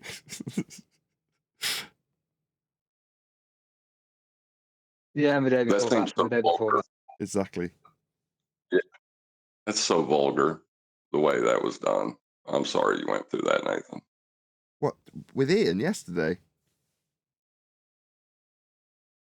I suspected you would do that. The So individual. I took him out of Master B because I thought I don't want this guy doing exactly what he did. So then he'd added himself into the group twice. So when I removed him, I didn't notice he obviously had a second account in there. So when I published the link, he clicked on it, came on the show, and immediately started swearing at me and asking me why I'd removed him from the group. You're like, do you not realise how stupid this question is, given that you're on the stream swearing at me about a personal issue I've taken up with you in private? You're like, why would you remove me? Swear, swear, swear. You're like, so you don't come on here and swear at me? But here you are anyway. That's just such a bad way of handling business or personal matters. To air them publicly like that is kind of gross. Ah, well, it's par for the course. Is it this subject or the behavior of people in this subject that makes people think that that kind of behavior is okay? Yeah, when you have somebody who, even though I don't obviously agree, in Ian's mind, I've wronged him because I've moaned about something he's done. So therefore, the reaction is akin to our opponent's reaction in its extremity. And the decorum of his reaction was obviously very subpar. But that's because of the arena we're in. So you kind of have to say, well, to a degree, I could blame it on the becoming the monster you're fighting against. When something, especially when it's your own side, suddenly become your enemy and you want to brace against them in the same way ballers brace against us. So you can kind of see those traits leaking through. Ian's been in this forum for a long time. So, you know, I can excuse his behaviour. When I've done it with Brian, he's like setting me straight, going, no, you're just looking for excuses on his behalf. So it's one of those.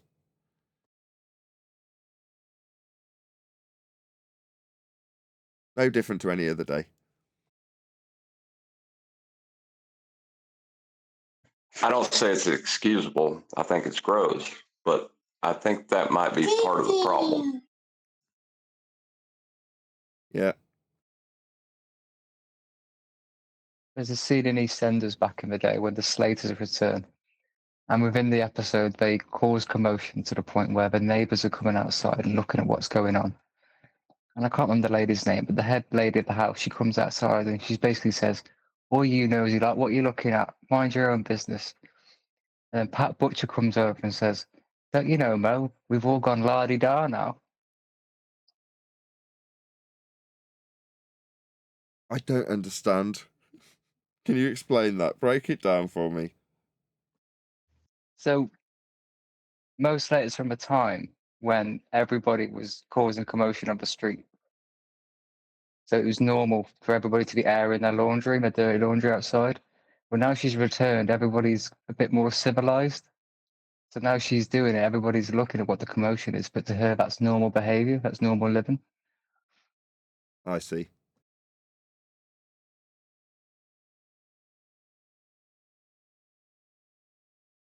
It's all weird if you try to apply normal social standards, is what you're saying. Yeah, for some people, their social standards are different.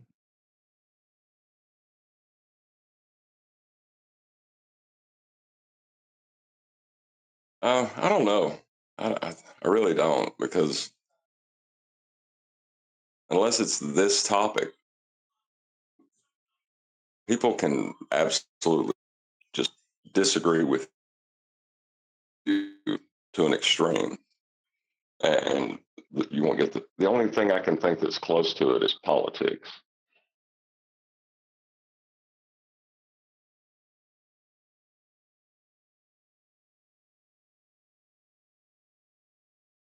When you gave that guy that true dichotomy and he told you to shut the F up on a debate show on your own show, that was hilarious. Yeah, that was recently, eh?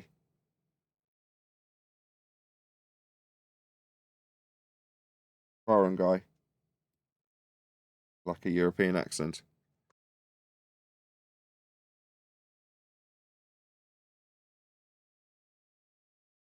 Yeah, why would you go onto somewhere and tell the host to shut up? Why don't you just say, you know what, I don't wish to take part anymore, thanks for your time, and you leave?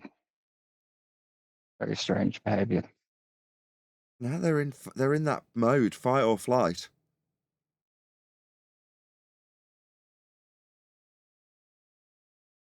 Something primeval about the place it sends people to. You know what I mean? They become battling bruisers like cavemen, led by pure instinct, fight or flight.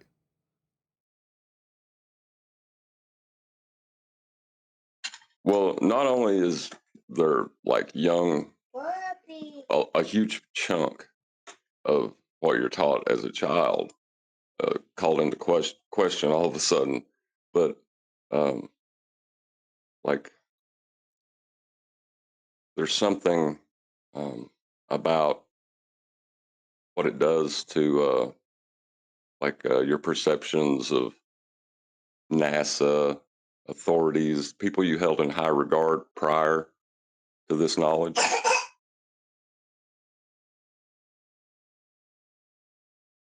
Plus, people can feel like a fool. It's a pride thing, right?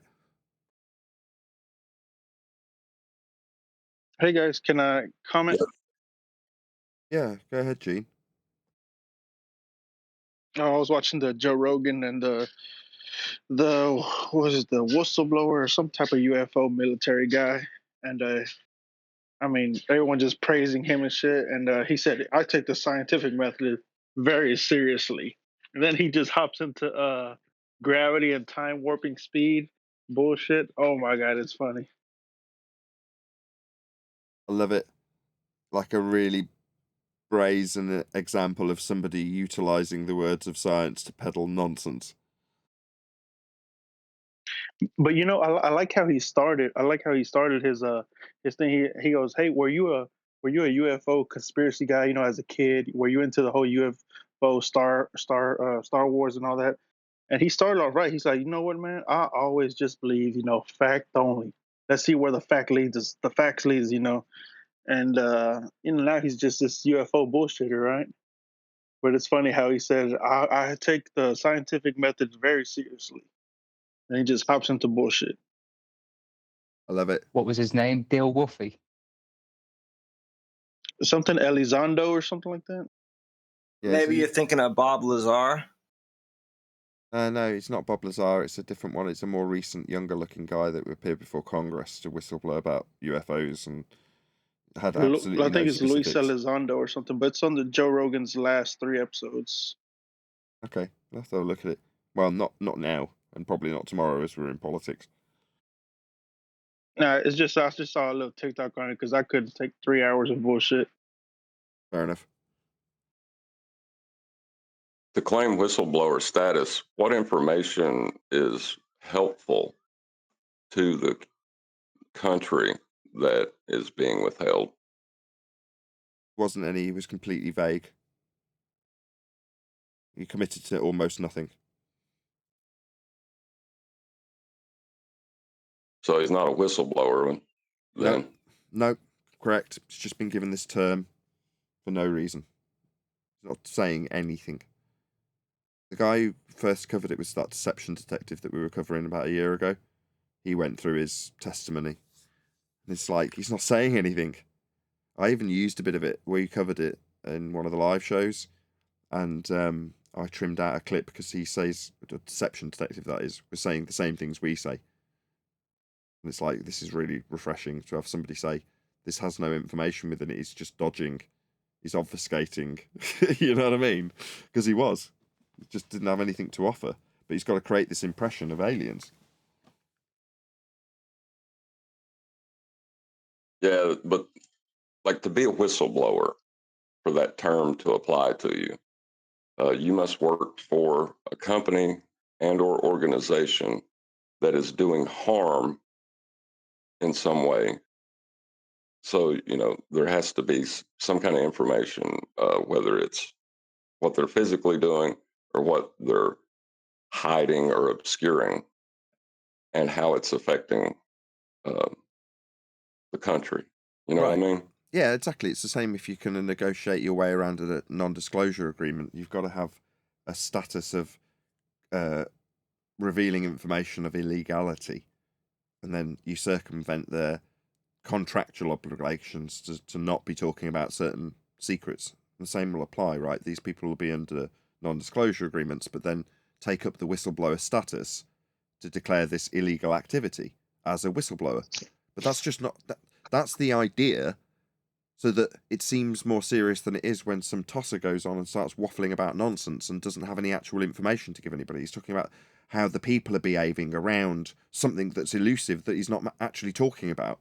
That's how he's going about peddling this garbage out there. I just looked it up. He's not a whistleblower. He's a just a government agent. He used to be a government agent. But I mean, I think all this is controlled opposition, right? Like, I mean, damn well if the aliens were real, they wouldn't. I mean, I'd shoot you. There's no way you would leave out the door before I'd shoot you. It's not controlled opposition.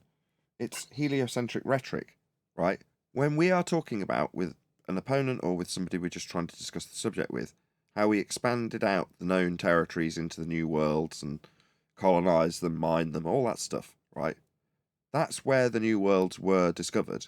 Now they need us to believe that there's soil in the sky, and part of the idea that where we literally found what we now, and they're trying to change it, but what we currently call literal aliens, in terms of a geographical locational move, people understand what that word means when talking about other people, what an alien is. Well, it has that term for a reason, because it's the people coming from the new worlds migrating into what you have as your current territory. Therefore, alien. Well, they want to call them displaced people. Alien's too suggestive. Like new worlds is too suggestive. Like third world's too suggestive.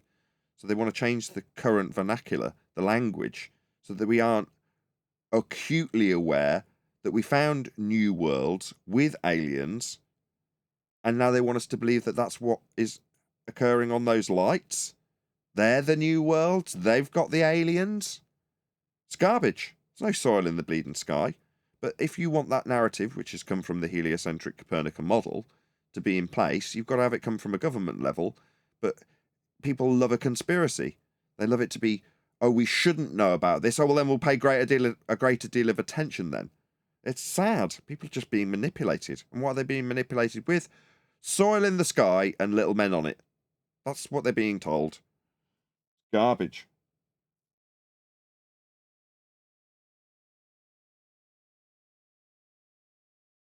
Yeah, the whole idea of space that they have now, and it being a near infinite universe that's ever expanding.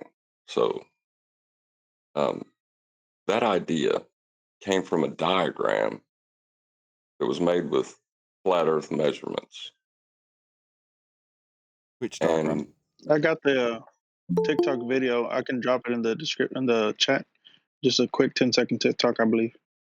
Yeah, someone can pick it up and chuck it in Master B. Hey, Adam. Afternoon, guys. How's it going? Not bad. Just on my way home from work, so I'll probably be quiet for a bit. But Your shop air conditioned? the one I'm at now is because it's this pharmacy's in a little supermarket. But the one you visited, one where I work, mate, no, I've just got a big honking air conditioning unit that we dump the air into the cellar. So it's the hot air gets pumped into the floor below. What tea are you drinking? Oh, well, I generally drink coffee, but as for tea, I will go with a Yorkshire tea. That's my favourite. Is it an English breakfast or an Irish breakfast? I'd call that an English I'm looking breakfast. to buy the one you guys are drinking. Yeah, a Yorkshire tea is an English breakfast tea, yeah. Oh, up to. There's a difference between English and Irish breakfast tea. You just want something you can stand a spoon in. The Irish tea's difficult to understand, often incoherent or drunk. I have a kettle, so I'm trying to. Popular teas are just Live like the Tetley and Yorkshire tea and PG, or just alternatively things that are a bit more posh. Earl Grey. Lots of people drink Earl Grey. The problem is, come from your mouth, they all sound fancy. Earl Grey's vile. I hate it. Tastes like perfume. Looks like dishwater. Horrible. I'll tell you what, Gene. Have them say what the tea is, then I'll repeat it, and then you can decide whether you like it or not. Absolutely right. I was up town centre today and went to Planet Donut, my favourite donuts, and they changed their name to Dipped. I thought that's interesting because Dip requires a plane of reference. Dip donuts.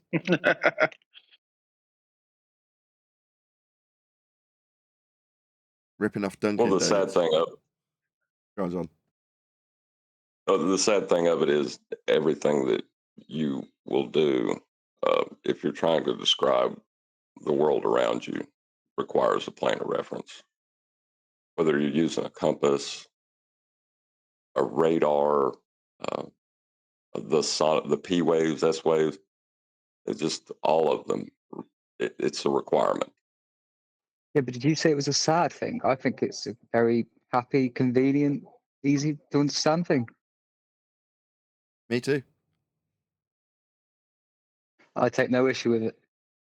A lot to do, though. You'd be surprised.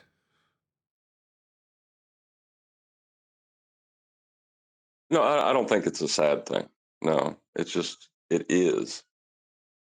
And you can't describe it any other way without describing something else. You know what I mean? As it came up before the live show, Adam specifically and QE specifically, starting next week, maybe on Monday, can we start polishing up the book? Get it finished? I just read the message there. I see Chuck's up and about. I thought it might be beneficial to have half an hour with Chuck just to show him what we've actually achieved, because I think he might be quite surprised, and I assume he's not done it with the first bits, but maybe to do that to get us back on track, because we're ready for the start, aren't we? The video's in Master B. Thank you, Gene. Is it Gene? Who's that? Sorry, Adam. I didn't catch the message yet. I was just saying, when can we start working on the book again? But ideally, before we do pass it on to Chuck, I would hope to just do what we intended to do when we picked it back up, which is go through it now. We've got it all in an order and just check it's all okay. In other words, just have a full read through, if that's okay with you guys. It's not done yet. It's not done yet. There's still that last chapter. Okay. Well, whatever. Hold on a second. I'll be back. Okay. Well, whatever needs to be done that we haven't done, fine. Sorry, Adam. No, so we've got the bits that we did for Chuck first, that we literally just narrated. We've got to go back and do what we've done with the rest of it on that bit to get back to the beginning, to then do the review that you're on about.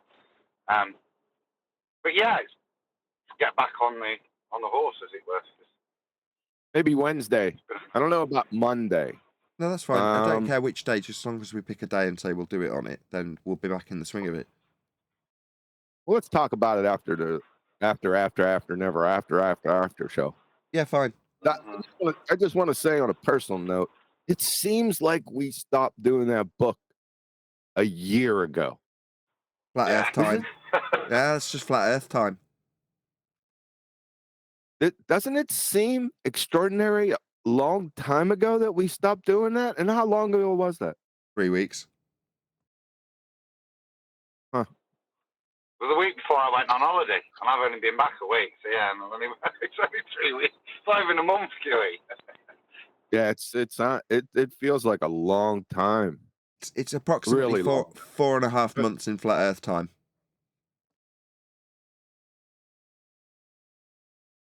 Yeah, and it's not because of the back to that subject again about this new world. We're gonna have a discussion about this. The only reason why the aliens pop up is because of the heliocentric Baltard billions of years and Evotard. See, they're all kissing cousins. You can't have one without the other. That's why they have to have that. Follow? It's real simple. Not really. Are you saying that the aliens, when they're talking about what they currently are trying to describe as displaced people, the reason they've got that as the term for displaced people is because of the heliocentric model in the first instance? I don't really follow. Heliocentric model, because you got to have billions of years and galaxies and trillions of galaxies and evolution. Okay. It He's all pulls explaining together. on the video. He's explaining time warping. We're not talking about that. This is the aliens have to be there because of evolution and billions of years. Yeah, gotcha. And ever Oh, there expanding has to be a universe. human. There has to be a humanoid galaxies. aspect to it. Holy Dean shit! Rumpus in you. Went over this like 8 years ago when I first come out here. This is well stuff. Yeah, there's a particular equation that describes the lack of likelihood of life, which has been turned into, well, that's a probability of how much life there must be then. I can't remember the name of it, Maxwell or something like that. Oh, what's a stupid? I can't recall the name. You know of what I'm it. talking about, though, right? Yep. Yeah, I love how they do that. It always amuses me when someone comes along and describes how unlikely something is to occur, and someone takes that and goes, well, that is ultimately the antithesis of it also, isn't it? If you're saying there's only... It's like in Dumb and Dumber. Is there any chance we'll get together? I'd say there's pretty much 1 in a million chance of that happening. So you're saying there's a chance? Betcha. Is that the Drake equation? Drake. Yes. There it is. It's the same with what's the guy that was objecting to Kepler by saying that the planets and stars would have to be enormous? What's that guy's name? Oh, bloody hell. Does it start with a B? What? I can't Is remember. it Brahe? It could be Taco Brahe. I'd have to look it up. But I think it was somebody else. Go ahead. Anyway, there's a dude that objects and goes, these stars, these lights, they'd have to be absolutely enormous at these scales when we've scaled it with AU and light years. You're like, well, they'd have to be enormous. And someone says to him, in effect, I mean, I'm making this up just for the brevity, right? But someone turns around to him and says, well, if I just change the tone of that, well, they would have to be enormous. You roll on the timeline 300 years, and we've got these YouTube videos where they show Earth, then the Sun, then Beetlejuice, and they're getting absolutely vast. You're like, that started off as an objection. Yeah, it's something like because there's so many stars, there's so many galaxies in the sky, you never have nighttime. It's that guy. Right. Can't remember who that is. Some type of theorem or something. Who? So, like, if I had to come back to this job, let's say I come back tomorrow, let's say if I do, Huh? What? I think he's talking to a customer. Should I mute him? I'll mute him. I think he's talking to a customer. Sounds like a that? more aggressive Neil. He's trying to get a tip, so brother. he's on his best behavior, actually. Hey, so listen, I've been in and out the past couple days. I don't know what you've been doing. What's been going on? Nothing. With this Storm in a teacup. Hey, why don't you just do just a brief, just a small brief? All right, so I can get debriefed on what happened with this friggin', what was it, a social or something? Yeah, Flat Earth Social. Everything was fine. It was good. So, Storm in a Give us the teacup. There was breakdown. one small aspect of it that displeased me. So, after establishing with the event organizer that the end result was acceptable and everybody had had a good time and he was happy with what I'd done, then I moaned about one particular aspect that occurred as a direct result of his actions. And I asked him, why did you take these actions? Now, in the moment, during the event, while he had taken certain actions, I requested that he rectified those actions, and he basically played coy. Yeah? Now, the circumstance that befell me could have been extremely detrimental if I'd have handled it badly. It wasn't. I dealt with it perfectly fine. But after the fact, when I made a sharp exit, one of the guests came up to me to sort of look at me with that look to say, oh, well, that was very rude, what had just happened to you, as a direct result of Ian's actions. And another guy asked if he could have a photograph. But they could tell that I was making a sharp exit, and one of them, you know, they just wanted to say hello, basically, and point out how rude the end of the presentation / Q&A had become. Now, that had been caused by Ian directly, so I moaned about it. Well, his reaction to me moaning about it was to come on the live show You and start sound as shouting vague and as the swearing. UFO guy. What happened? Going on. Gene's talking through me. I'm sorry, QA, I can't do it. All right. I mean, what are you doing? I said that was as vague as the UFO guy on Joe Rogan. What happened? I was thinking the same thing. Well, I'm keeping it vague because we're talking about something that I took umbrage with personally and took up with the show organizer personally. Now, his umbrage with it has made it public. Now, when it happened, I was like, "What the hell are you doing?" But it's still vague. Can you give us? I can't get a picture. Who, what, when, where, why, and how. Just try to be. Somebody took the tip jar. Somebody took the tip jar. Try to be concise with it. So where were you? Just hold up, Gene or Dean or whatever your name is. Just relax. What were you doing yesterday? I discussed this and turned it into a members video so that it was nice and fresh in my mind. And I wanted, like you're asking for, to bounce this all off you. And because Brian said, just in case this goes wayward, that is to say, Ian has taken this so badly, my objection to his behaviour, which I am being vague about, that he starts or embarks upon a smear campaign, then make a video now. Don't publish it. Make it for members only. And just go through exactly what happened. In your words. Now, I'd already done that first thing in the morning with Brian, so I'd had my reaction to it, mulled it over while I drove home, slept on it, spoke to my mother, because I happened to have stayed with her that last couple of days while I was doing this. Bounced it off her, bounced it off Brian, tried to bounce it off Anthony, and then did end up bouncing it off him last night after I'd made the video, which wasn't particularly useful. But you weren't there. Your timing's terrible. Yeah. So I've already done this. Yeah. It's a members only video with me describing exactly what happened. Now I did bring you back yesterday. I'm nearly done. I'm just nearly done.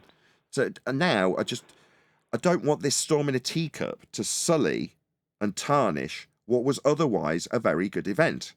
I enjoyed meeting all the people. The presentation went very well, etc., etc. So by discussing it further now on this, which will become eventually a public video in a week's time or 10 days' time on the second channel, it's like if I labour the point and go through my grievance, which was supposed to be private with the show organiser only, it kind of defeats my after the fact describing to the audience that I enjoyed it and thanking the people who came and describing the good bits of it and how well it went. And then next thing you know, I've got the organiser coming on going, "F you, how dare you take umbrage with something I've done?" Okay. Can't we discuss this personally? Fair enough. You don't have to get all into it, but just give me a little picture of not the actual incident, but where were you at? Who, what, when, where, why, and how? Fine. Because you never spoke. The about event was... Did you get heckled? No, well, to a certain extent, you could say that was part of the problem, yes. But if you just want me to tell you exactly what happened, during the Q&A, I would go up to a member of the audience that had a question. Wait a second. Well, then I'm going to give up immediately. QE's, I'm actually telling you what occurred, and QE's immediately interrupting me. Fine, I won't tell you. Become a member. You can't. For unbelievable. We're in a pub. Q&A of what? Is it the drama? Is it the drama video? And then we got this other idiot trying to get in the way. The fuck up. No swearing. No swearing. We're recording this. Who cares? Thanks a Huey's trying to bunch. get clarity. Shout out to all my members who are So is paying it the for this. drama video? Yes, it's Is my it the members drama only video? drama video. Yes. I'm more Huey, interested close in. your eyes. We're in a pub. Thanks. I don't think QE's interested in the drama. He just wants clarity on what's going on. Okay, let me just answer QE because he's getting frustrated. Fine, yes, I'll answer him. Where it was at this Flat Earth Social that is a regular event that has had guests via link up, which I didn't know till afterwards. Sharp intake of breath. Via link up to an audience of maybe 30 to 80 people, say. Some are regulars, the 30, others are stragglers that come along to this Flat Earth Social that happens on the last Tuesday of each month in Dorset, arranged and organised by Ian Leahy. There you go. Anything else, QE? Thank you. So you gave a presentation, right? Yes, and then a Q&A. Thank you. That's all I wanted to know. I get the picture a little bit. What did you discuss? What was your presentation on? How the Earth is measured flat? Precisely. So when he first approached me, he was like, "You got to do a presentation." I'm like, "Oh yeah, no worries." He's like, a couple of days later, "What's your presentation going to be on?" I was like, "What do you mean presentation?" He's like, "Well, you said you'd do a presentation." I said, "Did I?" And he sent me my own message back with my answer, exactly what you said verbatim about Earth being measured flat. That was my response. Now in my mind, I'm like, I can easily waffle on one of these shows. Admittedly, not now. I've got a massive headache and I'm still pretty exhausted, actually, if I'm reasonably honest about it. But anyway, I can waffle on for hours. So I'm like, yeah, I'll be able to talk about that indefinitely. But it's like, no, you've got to put a presentation together. I'm like, okay, fine. So I get the outline of a presentation together and the things that I would like to cover potentially. Just write down what I would have done in my mind that I had anyway, but I just wrote it on a note in the iPad. So I tell him, yeah, okay, I've got an outline of a presentation now. He's like, well, you've got to have slides. Oh, bloody hell, this is all more work. So I produce a slideshow for him, send it to him, publish it to YouTube so he can play it as a video like I have on the backdrop for the show. Similar thing, but all relevant to the points that I'm raising in no particular order. So that's what I did. But what I constructed when I was doing the presentation, my idea of what I would do when I got there, when I'm thinking about it because he's made me, which is fine, is having alternative discussion points for each of the various subjects that I've got, so that if the audience was completely newbie, green, for the most part, I'd obviously have to pitch what I'm talking about that bit lower. Now, as it transpired, the audience who I met and greeted, or whatever you pronounce it, meet and greet, as they all came through the door, literally as many as I could until he introduced me, and then a few more came after. But sort of 80% of the people that were there, I'd got their name, found out their flat Earth journey, why they were there, if they'd got an interest in the subject, whether they're just there with their spouse, all that stuff. I'd got a really good idea of where the audience were, and it was everyone on every. There was like the biggest scale of flirfs. Was anyone hammered? Although it was a social, no, I don't think it wasn't kind of that environment. You know, people were there for the information and the presentation. They did actually have an intrigue for the information. So then, no, they won't get there to get sloshed. But it was at a bar. There was a bar there. You could order drinks. But no, that wasn't really the. I don't think that was the point. Like a jazz night. Yeah, but maybe. It would have been appropriate, though, right? It would have been appropriate. I mean, it's a bar. I wouldn't know. I don't know. Were you the only one giving a presentation, or Yes. was there other people presenting? Well, that's partially part of the problem. They're having dinosaur night tomorrow. You tell him, Jin. You go ahead. Yeah, be quiet, G. It's all good. I mean, that's it. I've told you everything there is to know now. There's nothing else. Now, I didn't get my question answered. Was there other people presenting, or just you? Well, as it transpired right at the end, it seemed like that, yeah. There was almost like there was another show host right at the end because of because of Ian's actions. So how long did this event go on? A couple days? Or just No. an evening? No, only a few hours. It was just an evening do. Okay. So I did a presentation that lasted about an hour. Might have not, Okay. maybe 50 minutes, an hour, and then Q&A. Yeah, now I get a feel for it. Okay, thanks.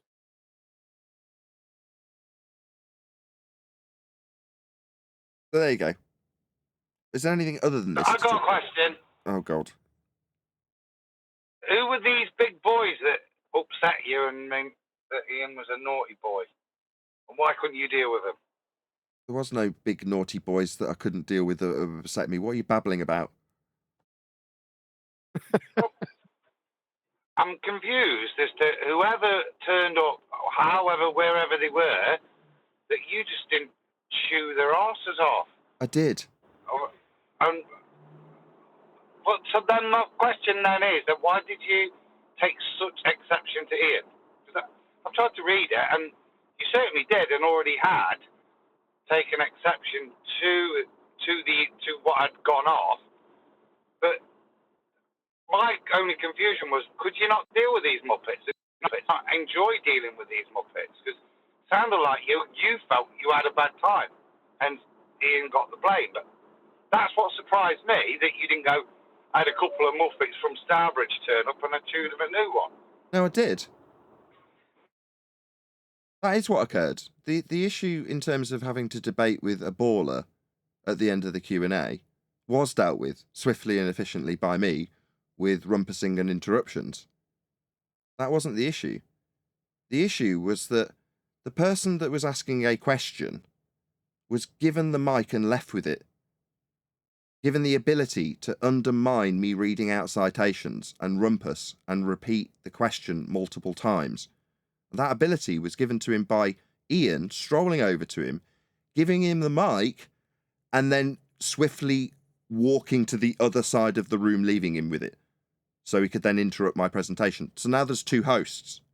This random stranger that he's left the mic with to interrupt me as I'm finishing off my presentation and Q&A.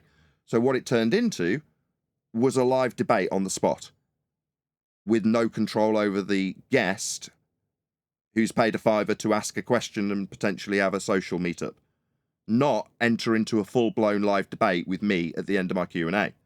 But he was given that ability by Ian, by him giving him the mic and then walking off with it. Now, after about the fourth rendition of me answering his repeated question with repeated examples and repeated separate individual citations that got rumpused, I subtly asked Ian to get the mic back off him, and he played coy with me. Now, after the fact, like I say, I was approached by one of the audience to tell me how rude that was. Now, while I nodded and went, yeah, it bloody was, internally, I was fuming with Ian, who had literally ignored me speaking to him directly. Why was he next to me to be able to subtly whisper in his ear, so to speak, get that mic back off the guy that's in a full-blown debate with me at the end of the Q&A? Why is he standing next to me? He's handed him the mic on the other side of the room. Why isn't he standing with him? Well, that's because he's left him with the mic. Why? I have no idea. But when you're there on a social meet to do a Q&A and present, and it's the end of the evening, you've done your bit, you're just rounding out the last questions, and the host, the guy that's supposed to be there keeping everything in order, has allowed the room to descend to the point where I almost lost the room because there's another guy who's got a mic just as loud as me controlling the room over the top of me while I'm making my citations. Now, your argument is, did you handle it? Yeah. Why would I have to, at the end of a Q&A, worry about handling a full-blown debate with a rumpusing arsehole chanting over the top of the audience with full control of the audio? That's the responsibility of the guy running the show, not my responsibility to have to, quote, deal with at the end of my presentation and Q&A. Therefore, I moaned. Why did you, number one, give him the mic and walk off to the other side of the room? Or, number two, why, when I specifically asked you to get it back off him, did you allow it to continue to the point where the room was starting to shuffle uncomfortably? Now that makes a bit more sense now. Because from just seeing it, it was like, well, here's something that you deal with every single day. What do you mean seeing what? So I Has the understand video now been? you were Hold on. in Do you know something I don't? Has the video been published now? No, I'm just based on what I've heard a little bit, and I read what was posted yesterday. So I'm thinking, well, surely there's more to that. For you to have taken such umbrage, now as you've explained it to me now, it's not just he wandered off to get a refill of his pint and left the mic with this guy. This guy's been purposely allowed to interrupt. You've requested this guy be, have the mic taken off, and it's still continued and continued. So now it makes sense as to why you had a real issue. I can understand that now. From my initial stuff yesterday, I was a bit like, there's got to be more to it than that. It's like, that's kind of like flat Earth debate show dealing with Muppets like that. Yeah, but that's not what I'm there for. No, I understand that. Yeah, we know that. And I understand that now, but I didn't understand yesterday. And now, particularly, I feel I understand why you felt the need to complain. If during that, you've also then made a request for this nonsense to stop, and it's not. So I get it now. I understand. Yeah, I got it too. Thanks. Hey, Nathan. Yes. I'm sure Mike Tyson got invited to parties where they set up boxing matches without his knowledge and then just unleashed the fighter on him. And then after he beat him to death, everybody had a good laugh. So don't get upset. No. This is it. This is a personal grievance with Ian and the way he behaved in that moment. And the way he played coy when I spoke to him personally on a stage where he, the guy who's given him the mic, is on the other side of the room with a crowd of people between him and a guy interrupting me. That is a personal issue that I took up that was never intended to reach the public's ears. Now, here we are again, day 2. Now, I get you're asking. Fine, I'll cover it again. I intended to discuss every 90% of it, positive aspect that I experienced, and indeed go through the beatdown that the guy suffered, even with every advantage being handed to him by Ian, in a debate scenario that I didn't intend to happen. Now, you can say, well, why aren't you looking at it that you dealt with that? And you're like, well, because like I say, yes, you can argue that Mike Tyson in that scenario still beat the guy senseless. You're like, okay, but he was in training for a really important $1 million fight the following day, and now he's taken a few knocks. That could be detrimental to his purse, couldn't it? Well, yeah. It's not what he's there for. If suddenly he's sprung some ambush on Mike Tyson, and the guy who's there as his mate going, oh yeah, of course, you'll have a right laugh. We'll have drinks. We'll have fun. We get it. We got it. Thanks. Now I got it. Now I got a full picture of what happened. So, who's this Ian? He's a guy who organises events and has done for the last few years. He did the Kidderminster one. He did several others. He's done various different Flat Earth conference style, but smaller scale here in the UK. So this was sort of a hap-handed setup. That's what I got the feeling. No, it was fine. It was perfectly professional. It was very well organised. It was fine. There was issues the and last part technicalities of it that I I'm could gripe talking about about. also, but I wouldn't.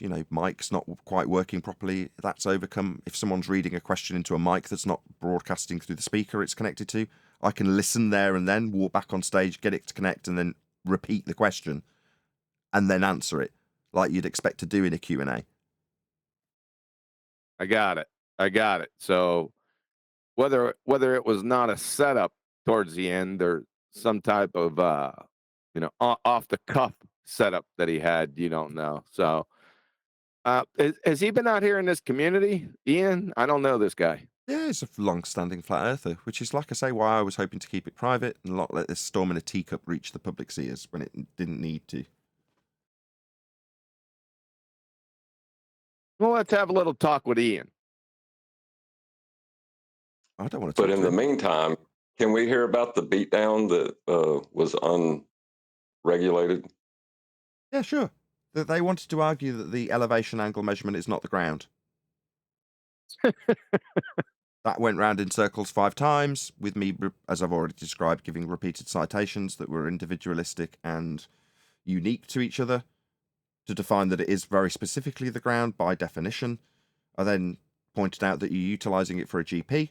The guy's response was to say we're not measuring the GP. My response was to say we're measuring for the GP with an angle that requires a flat plane. Now, after that went round in circles 5 times, I then took him to how he would get latitude on a ball. And his response was to tell me, I'll calculate latitude, and I interrupted him and told him I asked for measurements. Now, at which point, like I say, the audience is now witnessing a full-blown live debate with one guy at the back of the room, a crowd of people, and then me at the front. And everybody's uncomfortable. Yep. Got it. Sounds brutal. I love it. So what did he Except the have to bar say? staff who were loving it. So what did Ian have to say? Did you confront him immediately? No. No, I grabbed my sweaty fistful of cash so I wasn't out of pocket for the petrol, and I buggered off immediately. Mulled over what he'd said, consulted with several people, asked if the event was received well, and asked when the video that he had produced on his phone would be published, and then I moaned. His reaction to my moaning was to join the live show and swear at me. He joined. He was on here yesterday. Yeah, he joined the live stream, so I, based on my suspicion that he would react in the way he absolutely unequivocally did, I removed him from Master B. So he couldn't join the live stream and disrupt my work, something I'd very specifically asked him not to do, given his behaviour and unsatisfactory justification for the behaviour.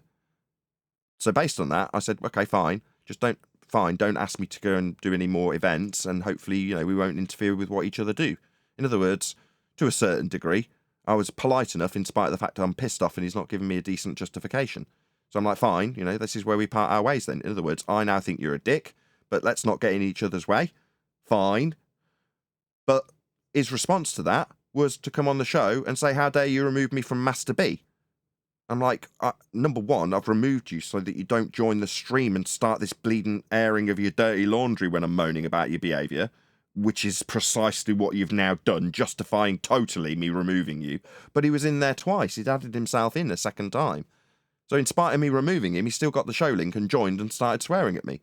The very reason I'd removed him. Got it. Yep. Has he always been in Master B? Yeah, I added him. Oh, you added. I got it. Didn't add a second separate account that's there just in case someone removes you. He'd presumably done that himself.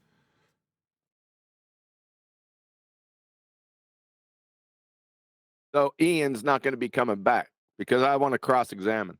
Well, I don't care. I mean, like I say, I'm no longer interested in discussing anything with him, which I've made clear to him. I'm like, what I've requested upon parting company is that he doesn't interfere with what I do. So, very irritating. The very next thing he does is interfere with my live stream. Yeah. Got it. It definitely wasn't a very Christian way to handle the situation. I'll say that. But I want to hear more about the beatdown. We just heard about it. It's a typical beatdown that we all go through. It's not the crowd. Yeah. Well, the fortunate bit, if I'll give you a bit more info just to make it a bit more interesting. Part of my presentation was pitched at the audience as a general, all of them at any stage of their flat earth journey, good or bad, or high standard or low standard. I pitched the rock and a hard place argument to them all about 10 minutes before this happened. So it was epic. Because halfway through the rumpusing, I said, and I appealed to the audience, who I've still got on my side at this point, do you all remember me describing the rock and hard place argument? And then I asked him, how'd you get a latitude line on your globe? And obviously, I don't fucking swear, he was fucked. And his attempt to obfuscate it was to attempt to describe how we would calculate it. Now, you all know where that would end up. Yep. Got it. But just as it's being recorded, you either, just for the audience's benefit, sorry, John, either deny the latitude lines wrapped around your globe, in which case you're denying your globe, or you accept the latitude measurements off a flat plane, in which case Earth's a flat plane being measured. So you're stuck between either denying the globe or accepting it's measured flat, which is where I took him, precisely as I told in advance the audience I would do, and I did it. So from that point of view, I could argue, oh, I'm delighted it worked out beautifully. Yeah, yes, I can think on my feet and deal with a crowd of people, especially when there's someone hostile. Yes, I can do that. Do I want to do that at the friendly Flat Earth social where I'm presenting a nice friendly meeting and glad handing them all and finding out their names and their Flat Earth journeys at the Flat Earth social? No, I don't expect a full-blown live debate over a crowd of people that are shuffling uncomfortably. Definitely not. Got it. Yep, understand it. Now, is this It is. video is all this going to be published somewhere? Hopefully, I mean, when I discussed it with Brian, he's like, I bet he doesn't publish it. It just says you did very badly. Oh, it didn't come out, it didn't render. But Nathan was very badly behaved. That's Brian's skepticism that there's suddenly going to be a smear campaign. Got it. I think he'll just publish it. I think he'll just publish it on Thursday. Because when I was discussing it with him, he's like, you know, I don't know what you're moaning about. You'll look really good on the video, was Ian's attitude. And you're like, yes. Fortunately for me, I'm very astute, very well rehearsed in my arguments, and can deal with a large crowd of people shuffling uncomfortably while I'm berated and heckled by a man who's been left with a mic by you. Yeah, I did deal with it, didn't I? Good for me. How wonderful am I? No thanks to you. That could have ended horrendously for me, and it would have been also thanks to you. The fact that I coped with what you had to put up for me to deal with isn't you know, anything other than, yeah, I can praise how fantastic I am. Yeah, I know I am. But I didn't want to have to deal with that Flat Earth social. Sod you. Sure. You instigated that, so I'm going to moan privately. Yeah, I got it. That's to me is where it's rude. So it's almost an expectation that you'd kind of like that. But at the point that if you've made a request that's not what you're here for, yeah, that's when it should be dealt with and stopped. So I can understand now why you gave him that false dichotomy as well, which is why I think he saw his arse. Because I'd have probably done the same. False dichotomy, me, Mr. Oakley. So I can understand why he was pissed off yesterday at that. But in the same token, you've been asked nicely and you shouldn't be setting people up, dude. And at the first request from you that this is not cricket, it should have been dealt with. So I get your grievance as well. Yep.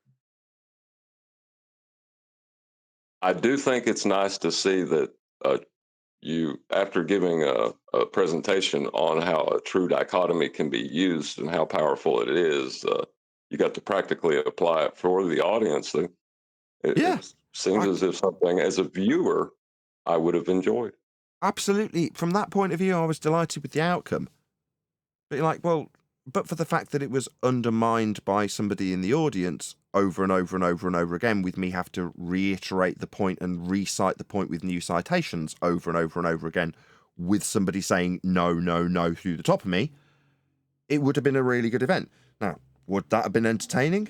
Which is one of the options I gave when I was putting my private grievance to him. You know, if this is as a result of your just, oh, in the moment, I think this is wonderful. Nathan loves debating. You're like, well, yeah. But at the end of a presentation, at the end of a Q&A, when I can't shut the guy up to give an answer, and I'm having to repeat it because he's undermining me continually, like they would attempt to do on the show, and I'd be counting them off. You're like, well, when I prepare for a debate show, I'm in that mindset. Here, potentially, if I was a drinker, I could be 4 sheets to the wind after having a couple of pints of lager, and suddenly you're sozzling your way around a really difficult situation. Now, that didn't happen. I remained absolutely focused and vigilant and knew what the crowd was and got them all on my side by introducing myself and finding out their names individually. Big task. Now, most people wouldn't do that. They'd have lost the audience a lot sooner, and it would have been his fault. Just because I didn't doesn't mean what he did wasn't worthy of a moan. Now, can you all see how this isn't worthy of being public, though, as he made it immediately? Oh, absolutely. It's gross. I just wanted to say, wow, thank you so much for having me. It's the first thing I said when he joined the stream, because I assumed... Yeah, but you can't do it with animals like that, Nathan. You got to put him in his place like you did yesterday. Yeah, suddenly I've got to be the monster because I've got to moan. It's like I've moaned about something and suddenly I'm having to tell him off for swearing at me on the live stream. It is akin to me going to his next performance, jumping up and down the tables and calling him a charlatan and a fraud because he's been swearing at me via messages. I just fell up the stairs. Did anybody ever hear of that happening? Yeah, I do that. We've got very steep stairs here. Yeah. Joe Biden does it a lot. When he was alive. Oh, you think he's CGI, do you? Who knows? Deep fake. Why would you fake somebody falling upstairs? Gives him a bit more reality, a bit more realism. I think what I would make one comment on, just on yesterday, that I was poorly, so I was sitting there and I was listening to the show, and it was not commensurate with what was happening in Master B. So I would just say, yeah, well done, Nate. You did the professional thing yesterday. You came and you gave the event a big thumbs up. You discussed how nice it was. You didn't air any of your private grievance. So Ian, mate, disappointing. Stuff sent like that. Didn't have to get like this. And ultimately, even with him behaving like that, because we are pushed to the edge a lot, and I will make quite a few concessions for people on my own side when they behave like that, right? You guys know how long I've pushed for Jaren to be put back into the fold of reality and normality and sensible logic, failing every time. Well, in other words, I've got pretty thick skin and I'm, fairly tenacious in that regard. Well, in this regard, it's still the case that I would still, if someone was to discuss it in a week's time, oh, how did it go at the thing? Oh, really well, yeah, I met really nice people, there was loads of them, oh, they're on a really wide spectrum of understanding of the subject. And I'll tell them all about my presentation and regale them in delight with the arse whipping that the ballers had, even though they attempted and were given the opportunity to obfuscate and attempt to undermine the entire presentation. It was dealt with in a swift and efficient manner, and the crowd were kept on my side. All of those things would be discussed with delight, but for the fact that Neil's been... Neil, keep calling people... Called him Paul and called him Neil. It's Ian. But for the fact that Neil joined my subsequent live stream and started swearing at me because I had a personal gripe with him, everything went really, really well. But I shouldn't need to put in that disclaimer, right? I should just be in the public's eye saying how wonderful his presentations and his events are. Now that's been tarnished by him. Now, don't get me wrong, I get if someone will say, yeah, because you've moaned at him. Like, someone moaning at you shouldn't result in you joining their bread and butter, the thing they use to make their living, and swearing at them because you feel a personal slight's been had. If you'd raised it on the show and bitched and moaned, then he'd every right to come on. But he didn't. And this was what I said. It was what you were saying about the event wasn't commensurate with what you sent him privately, but at the end, because actually the beginning of the message was I hope everybody enjoyed it, etc., etc. I think Ian's just got himself a bit muddled up about where his customer complaints department is, and it's not your show. Yeah, I think it's a matter of somebody just getting a pair of nuts saying, oh, I'm sorry about that. Well, quite the contrary. He's telling me I should apologise. But again, this is stuff that's personal that I'm now introducing into the public fray when it doesn't need to be. But in his mind, I need to be apologising to him because I've challenged him with something that happened at his event that he had charge of. Therefore, I should be apologising to him. It's so arse about face, such projection. But at this point, I'd already decided I don't want any more association with you. That's not to say that if someone brought you up or discussed one of your events, I wouldn't talk about them with great positivity. Well, the thing is, first, the public apology that Ian is required to make needs to be dealt with. Then any private issues and apologies can be dealt with. But the public needs to be handled first. If Maybe. Ian is going to do anything. That may be well true, but when I'm saying to him, I just like, go about your business and just don't mess with mine. Like I say, what he's done when I've made that request is come on the live stream. So at this point, you're like, well, I definitely don't want anything to do with you. I don't care if I get an apology. It's like, no, I don't need one. Again, I told him that at the time in the message that he spewed all over Master B, our private messages, along with the amount of remuneration I received. Thanks a bunch. You know what I mean? It's like, bloody hell. Okay. Wow. But what I'm saying though is, if he is a decent guy, which I assume he is, and he takes a look at this and tries to come to terms with it, he will need to make the first move, and he will need to come forward and apologize. You are under no obligation to accept that apology, Nathan. That's not what I'm saying. Fair enough. Yeah, you're not phrasing it from the point of view that I should be requesting one and receiving one and etc. etc. You're just saying that's how he can reconcile this, regardless of how I feel about it. Yeah, absolutely. And more power to you. If on the other hand he decides that me challenging something in terms of what he's done is worthy of being sworn and shout and demanding an apology of me, then that's partially why I don't want any association with him. So it's a shame, but par for the course.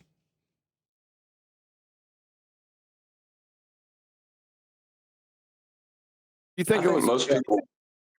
Do you think it was off the cuff, or do you think that this was pre-planned?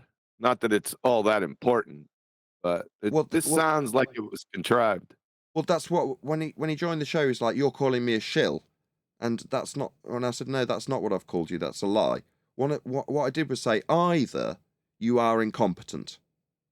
That is to say, I don't see why there'd be a problem leaving a guy who's a total stranger on the other side of the room with a live microphone in your presentation. What would be the problem with that?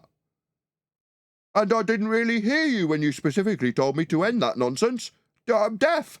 So I said, you're either deaf and incompetent, that's option one, or you've taken advantage of the moment and gone, oh, right, this will be awesome.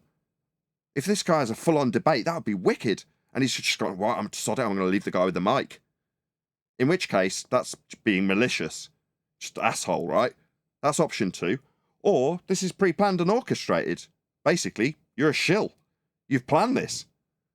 So those are your options. Incompetent, malicious, or a shill.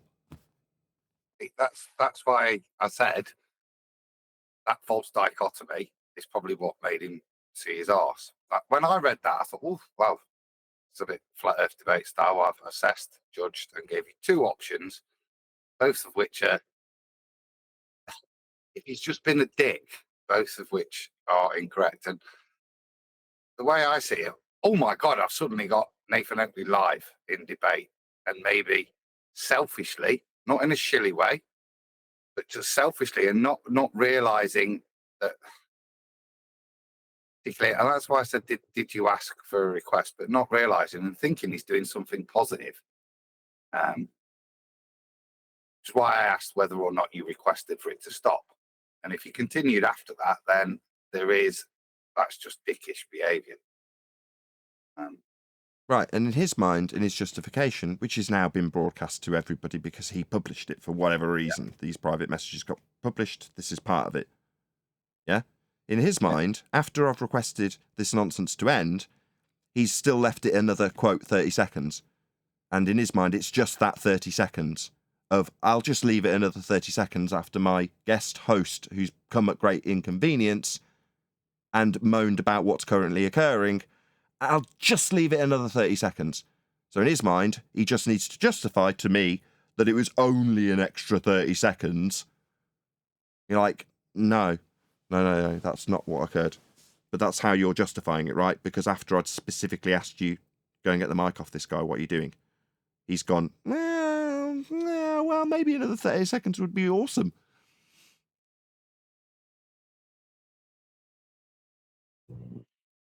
Yeah, so just a bit of a divvy. Yeah, Well, that would be the part where he would become a dick, right? The part where you asked him specifically to stop this nonsense. That's where you become the dick.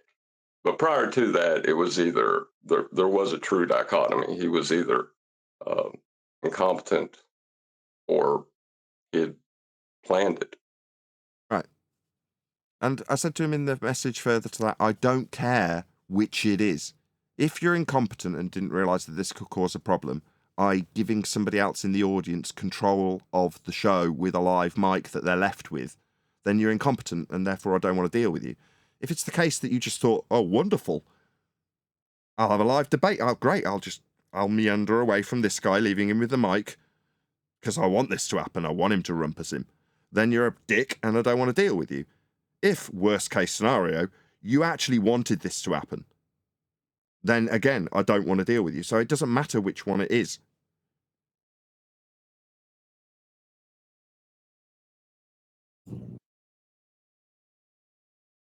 I still would like to cross-examine him, just for the record. Fine. I think we just watch the video. Yeah. And that answers it, doesn't it? Nobody needs to justify it. You're going to say, did Nathan ask? Was it a change in tone of the evening? Was it requested to stop? Was it allowed to continue? That's the accusation, and that's the rebuttal as well. So if it's going to be available, people can make their own judgment. Right. I've not seen it. I don't know. But I did want that clarity as to whether it was just dickheads in the audience or whether it was facilitated.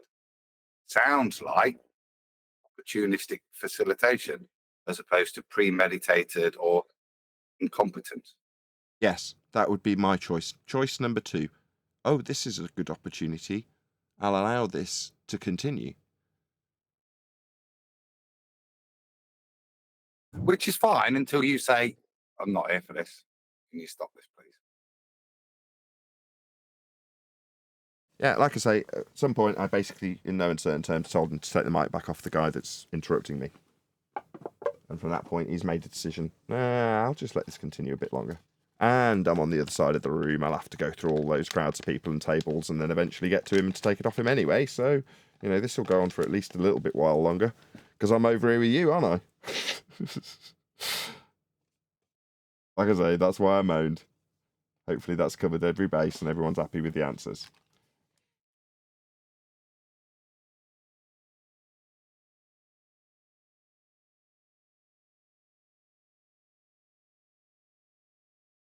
Good, good, good. So you're not doing it again then? Pardon? So you're not going again then? Didn't want to do it the first time. I gave him my excuses for why I couldn't do it.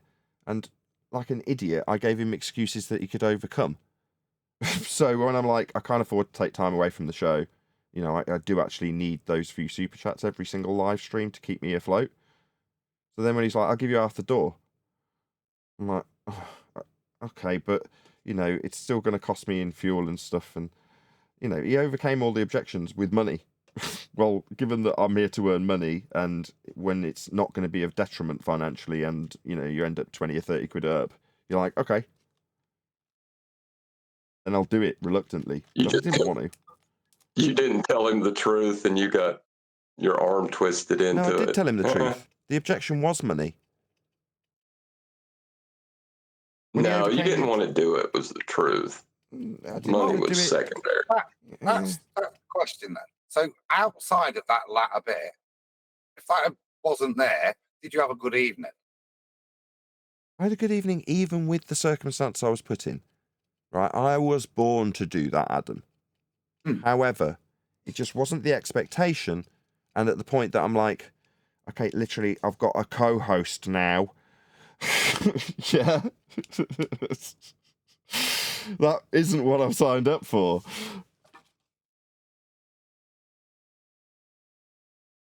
I think it's a shame for a lot of people that went. That's the thing that I was a bit annoyed about. If it wasn't the case that I was, you know, I didn't want to launch into my grievances with Ian there and then. So I made myself scarce, you know, which is a shame for the people who went. However, I'd already semi-solved that problem by meeting and greeting them and asking them their name and their flat earth journey before the event as they arrived. So before the first thing I do, I'm like, have I said hello to everybody? It was first part of my presentation. Have I said hello to you all? And they're all like, yeah. I'm like, raise your hand if I haven't said hello to you.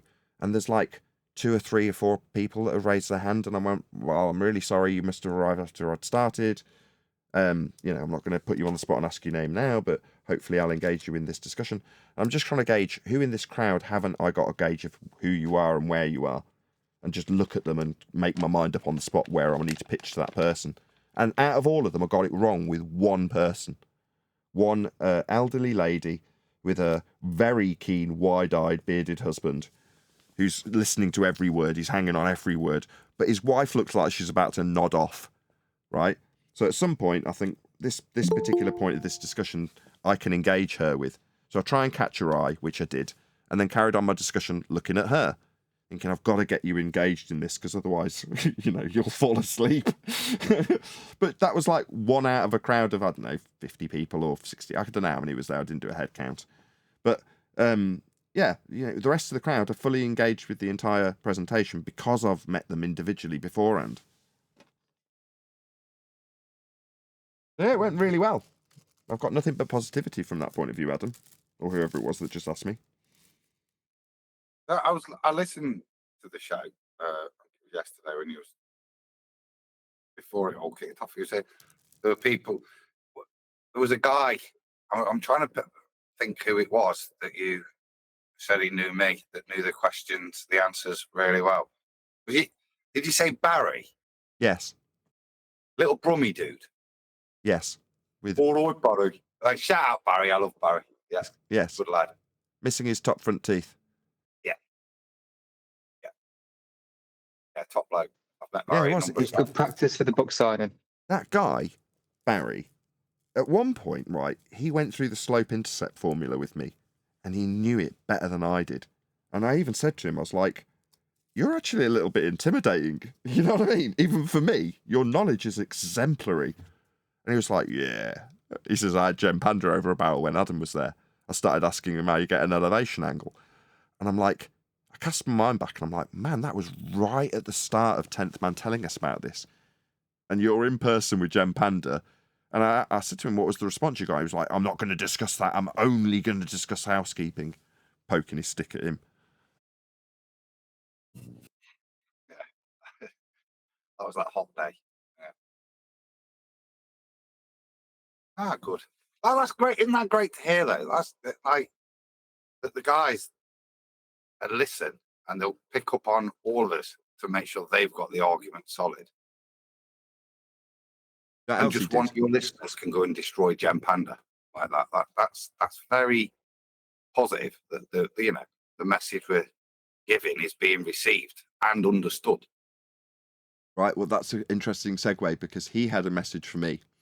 So we're discussing various arguments, me and this guy Barry, and at one point he drops in Brian's pitch data argument, and I'm like, usual, yeah, that's a wonderful argument, really good argument, and he stops and pauses and looks at me and he goes, no, that's a really important argument. You need to focus on that. Now, at this point, I have already said to him, you're quite intimidating. You know these arguments really well. So in spite of his fairly meagre appearance, I actually did pay attention to it. I told Brian too. Oh, he's here. Hey, Brian. I didn't realise you were here, actually. I told Brian, I was like, this guy made a point of stopping me when I was like nonchalant. Yeah, that's a great argument. No. Pay attention. You need to give that more airtime. That's a very important argument. And he was keen to let me know that's something I should be not just fobbing him off by telling, yeah, that's a great argument. It's more important than that. And he was very keen to stress that to me. Same with the pilot. There was a pilot there that I spoke to as well. Are you there, QE? Hey, Nathan, hey, everyone. Sorry, I couldn't get to the phone. I don't want to rehash it, Brian. I've already said it to you all once, but yeah. Just say, yeah. Well, I know how important it is. Which is why, like 5 years ago, I set out to get my own pitch data. Yeah, to do it. So I know how destructive. I'll QA next Ballbusters. Maybe not this one, but the one after. I'd like to redo that pitch data presentation. And I'll show you the data I've got. It's boring. And it's why I didn't bother listing it all, because we don't get any negative pitch. Of course we don't, because we're not flying on a Globetrot. No, that's the whole point. Well, I think if you for that, I'll update it a little bit, and just represent that, because it's one point that you, me, and Brian make very different points about the same thing. Yes. All in different ways, all valid. Yep. But like I said, for me, it was one of the ones when we first started with Paul on the plane, and we've got all that accelerometer info, and Paul on the planes. You know, we're chatting, me and Savage and Paul on the plane. How do we do this? And the one I wanted to do was the one I ended up doing, and we agreed the first one was just the switch off, which is what got all the press and attention back in the day, just switching the accelerator off and switching it back on. And have you encountered curvature? Have you realigned down? And that's kind of why I take readings of the accelerometer through that straight line vector flight. It sits nicely in the middle because it's that straight line vector that justifies John's drop. We've got a straight line vector verified by a gyroscope. Then got my bit with the non-reorientation vector of down, because we're traveling across a flat plane and not a surface. And then we've got Brian's bit with the actual aerodynamics and impossibility of being able to actually fly over a surface that's falling away. And pitch itself is with respect to a horizontal plane of reference. So Earth must be a parallel plane for you to have that reference. That was what the pilot I spoke But to at that's this the, event also said. sorry. So he was saying that the horizontal plane of reference that you're utilising, that is the ground, has to be that way. Otherwise, it would be a void opening up ahead of you. The point I make is the lift effect. And as far as I'm concerned, it is the ultimate point. I'm not belittling anything else. I'm just saying, because it's not data. The lift effect is not data, right? So what Adam, what you got is data. What I'm looking for off the airlines is data. But the lift effect means that if they pitch below horizontal at any point, regardless of the type of wing, because you'll hear rubbish about cambered wings and different things, as soon as that chord line of the wings pitches below horizontal, they instantly start losing lift. If you're losing lift, it means you're gradually falling out of the sky. So to be able to fly at all, the chord line of the wings must be pitched above horizontal to oppose the weight of the plane. That means at no point during that flight from, I'm going to use London to Los Angeles because it's a flight I took myself a few times, then there's at no point between London and Los Angeles that the plane can pitch the chord line of its wings below horizontal, because if it does, it's losing lift, it's losing altitude, which means it's going down into the pathway of another airplane, because the sky is full of airways, basically, like freeways in the sky. It can't do that. As soon as it pitches below horizontal, it loses lift. That means it's falling out of the sky. Might be a gradual fall, might be a fast fall. Depends on the wing type, depends on how much they pitch below horizontal. The point is, at all times, at cruising altitude, that plane must have a pitch above horizontal, which means for 11 hours between London and Los Angeles, or Los Angeles and London, whichever way you want to throw it out there, they can't break horizontal at any point. But just to There's be no way clear, around it. just to be clear, though, pitch is with respect to a horizontal plane of reference, not That's the point, curve. though. Yeah, but that's the point. Exactly. Yeah, but yes, but that is, I think you're kind of slightly missing it. It's like you can't pitch below horizontal. You can't, or else you're losing lift. So you're not flying, you're falling out of the sky. That's the point. No matter what. So that horizontal plane you're talking about, that pitch, that has to stay above that horizontal plane. Otherwise, No, I'm not talking can't about happen. the plane. I'm not talking about the plane. I'm talking about what pitch is.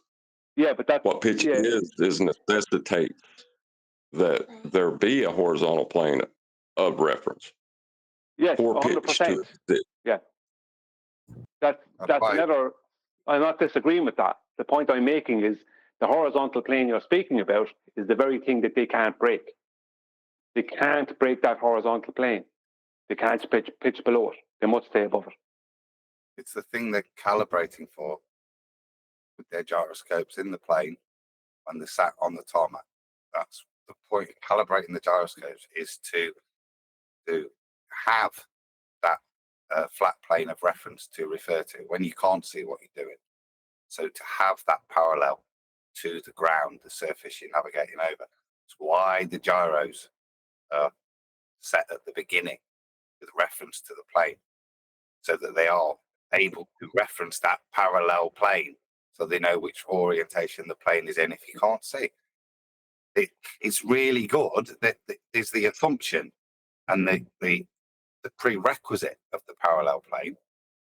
That the point of the pitch data is to demonstrate without a doubt. We all know, intuitively, I've got it, but this is the point of getting the data, which is why it's interesting. You can't just get the data, because once you've got that data, it will show that everything is maintained as straight line flight in reference to that, parallel to that plane of reference that you start with. Otherwise, why do you bother with starting with your gyroscopes? Yeah, what purpose is the gyroscope on the ground for? Yeah, so you can reference that parallel plane when you're up in the air. Well, yeah, in reference. Yeah, but within flight, you all have points. You're just talking about small nuanced points within the overall point. But the overall point is that it can't fly on a globetard because it would have to descend a certain amount on average per minute, depending on the distance and the speed. So practically, for Joe Coffey and Betty Breadmaker, they know that the Earth must be flat because that plane is not descending, because if it was, everyone would know it. Get it? So my overall point trumps your friggin' lift and parallel to the horizontal plane. You got it? I got the overall win. Yes and no. No, because I'd have to disagree with you there. Not disagree with you, but I'd have to point out that when I bring up the lift effect, I don't think it's been ingested. Yeah, it is. It is. It means that they can't fly around the globe. That's what it means. I understand that if people were on the plane and they were pitching below horizontal and doing all the stuff they would have to do for a globe, everyone would know, because there wouldn't be any trolleys. Nobody would be able to get a drink. There wouldn't be any of that. Everyone would be stuck in their seats all the time because there's a constant descent. Yeah. But the point I bring up about the lift effect, it doesn't. I'm not saying it negates that, but the whole point of me bringing that up is that the lift effect makes it impossible to do what they would have to do to fly around the globe. Yeah, I understand that. No, Adam. My point from Your both point of your is points. pointless.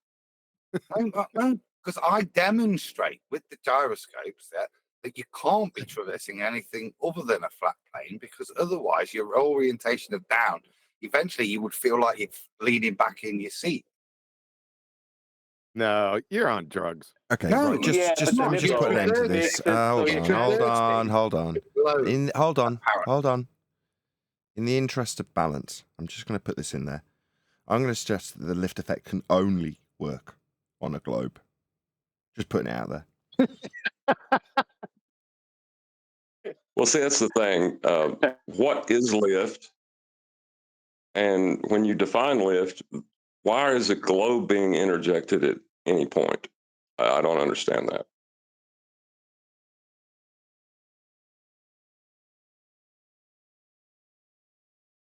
Just told you. It's not. That's the point. The point is that you can't interject the globe. That's the point of the lift effect. It makes it impossible. The very thing they need to fly makes it impossible for them to fly around the globe. That's my point.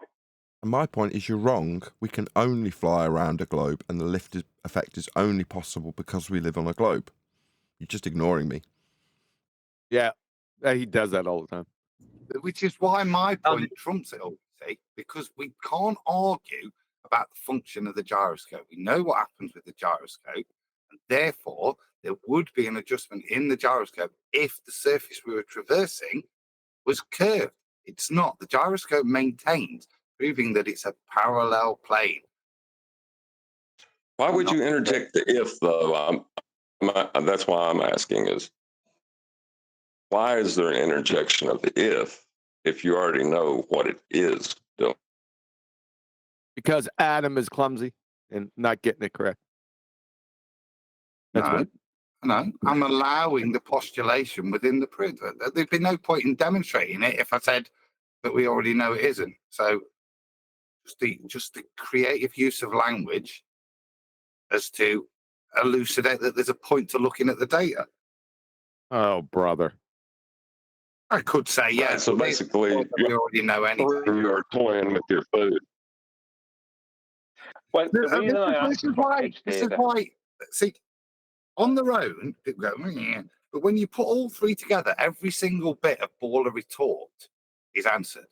You see, it starts at a very basic level, which is, as Huey puts it, Joe and John level, just because we've all been on a plane and we've all experienced how the plane flies and what it deals with and what it doesn't deal with. Yeah. Then we go to another point, which is a little bit more nuanced in relation to the surface. And then we get to Brian's more, I'd say, intricately more detailed, but showing that it would be impossible. It's not how planes work and are described to work with regards to traversing a ball. Again, these are ball disproofs. They're not. I think mine is a flat Earth proof. The lift effect is the flat Earth proof. No, I think the middle one that is the best and is the best flat Earth proof because it uses gyroscopes to describe the nature of the surface. You actually get a description. Yours is just a consequence. Whereas mine's an you can't. Okay, right, everyone stop again. You're all talking over each other. And again, in the interest of balance, I think this is a perfect globe proof. You're not seeing the power of the lift effect. Let me throw the power out the right. Several pilots were on my channel. They're asking them to produce several years ago, especially Woodfield, pitch data. No way would they get it. Everything but get the pitch data. Nobody will get the pitch data. The reason they won't get the pitch data is the pitch data will have to adhere to the lift effect. No, you can't. Hang on. As soon as I started hitting them with the lift effect, they all disappeared. They disappeared because they understand there's no way around it. You can't get around the lift effect. You just supported your argument with the thing that my argument provides, which is the pitch data. Yeah. No, the pitch data. Number two is the data to show the public. It's subsidized by points 1 and 3. The pitch data is what's necessary. See, I mean, I want to actually correct that because you have pitch data, Adam, and it's epic. I'll tell people about it till the cows come home. But the problem is, it's not official pitch data. What I've been asking for is official pitch data, and that's the difference when you have official pitch data, because it's coming from a company like Qantas or Lufthansa or whoever, where you're getting it directly from the source. Nobody can argue with it. Whereas the ballers can hand wave your pitch data, right, all day long. They can't hand wave Lufthansa. They can't hand wave me. You can. Nope, because like Nathan said, most of us have flown on a plane before, and it's just that simple. Your guys' points are They've accurate. already hand waved you. Because if they hadn't hand waved you, there would be no more argument going on. There is no argument. There is none. But there's people arguing. This is where they can continue to argue. That doesn't take into account that they're abject morons, but the argument in reality is over. Yeah. And this is where my point substantiates yours.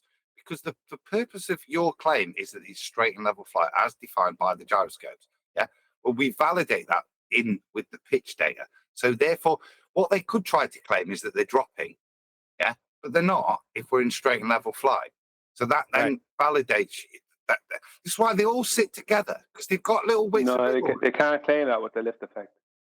Pardon me. Do you all think it's relevant at all that all the descriptions you've given, whether it's for their inaccurate descriptions of a flat plane, or your descriptions of a flat plane, or descriptions of a flat plane? Mine's not just a description. Mine's a proof of a flat plane. That's why it's the best. No, that's what the fine. lift effect That's proves. No, the lift effect is Fine. proof of Oh, a my flat goodness. plane. No, they're all proofs of a flat plane. All of them, they all destroy the ball, and they're all proofs, each one of our nuances. Mine is the summary of yours.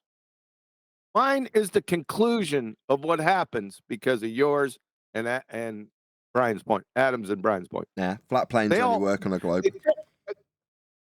They fit like a glove. They're all nuance points that all equal my point. I'm right. Or if so you is ask my him, wife. if you ask him how the globe was measured that they're flying over, they will actually prove that they live on a flat Earth for you.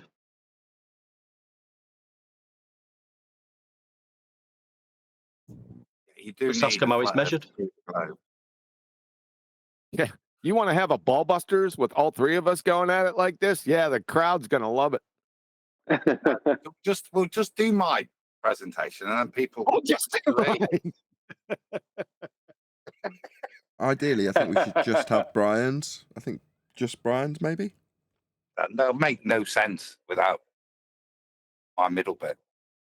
What would be nice is to have that pilot that you were talking to, Nathan, to have that guy speak. I think he'd be blown away by my presentation. He'd say, "I appreciate Brian's lift effect, but this is." I think you guys are bragging about who can kill the most hippos in a fishbowl. Yeah. What it seems like. Right. Excuse me. If without this kind of mentality, we would have never have had the punt gun. The what gun? Punt gun.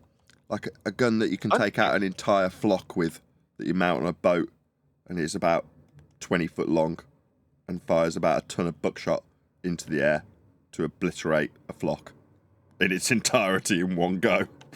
Just enormous gun, basically.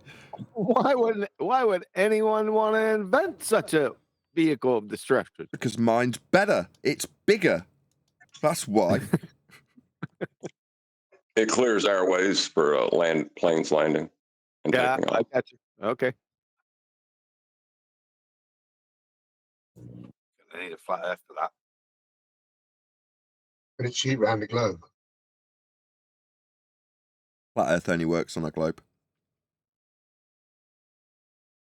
Answers yes. That is literally what we're getting. The flat Earth only works on a globe. That's literally what we're getting. Even though you said it in jest, it is actually the tale of the times, isn't it? No, you're just not thinking about it right, Brian. You might mock it, but just think about it as a load of Home Depots. On a really big ball. And a really, really big ball. Not just a really big ball. A really, really big ball, Brian. Darren's stupid Home Depot. Yeah. Thanks for showing up to the QE Live the other day there, Adam. Appreciate that. I know you were sick. I got it. Thanks, Adam. Where's my thanks? Thanks a lot, Adam. I didn't listen back. Again? I was too sick. Where's my thanks? You weren't even there. Or was I not? Well, you thanked me for telling me to close out my show that I forgot to do. That I wasn't first there. time. But I wasn't there. I was just Thanks reminding for you to showing make up, sure it's... Nathan, the other day on QE Live. That was really great. Yeah, he showed up at the end when the show was over, and when I forgot to close the show out, it kept running. I was basically there then. I would say I was the star of that show. You said after 4 hours, you said you may begin. Yeah, that's right. I caught your text on there. Love it. Well, if he was the one that told you about the show still running, he technically saved the show. That's my attitude. I am the savior of that show.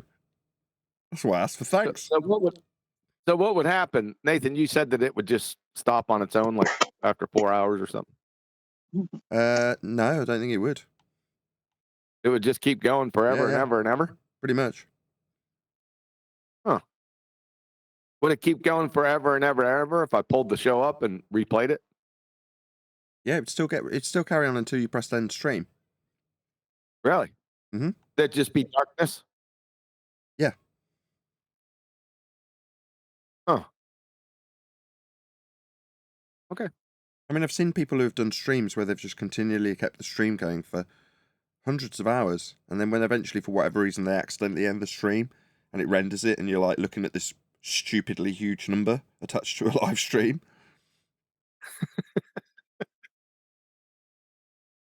But yeah, you can rewind a live stream in progress too, which I've done before. Only to 2 hours. If you're watching. Let's do I set that so the streamer has to pick whether or not you allow the audience to have a DVR function, which is to say you can rewind while it's live, but the maximum is 2 hours. So if your show goes over 2 hours, you won't get whatever happened prior to that. So what you're saying, if I pulled my show up, I haven't re-listened to it.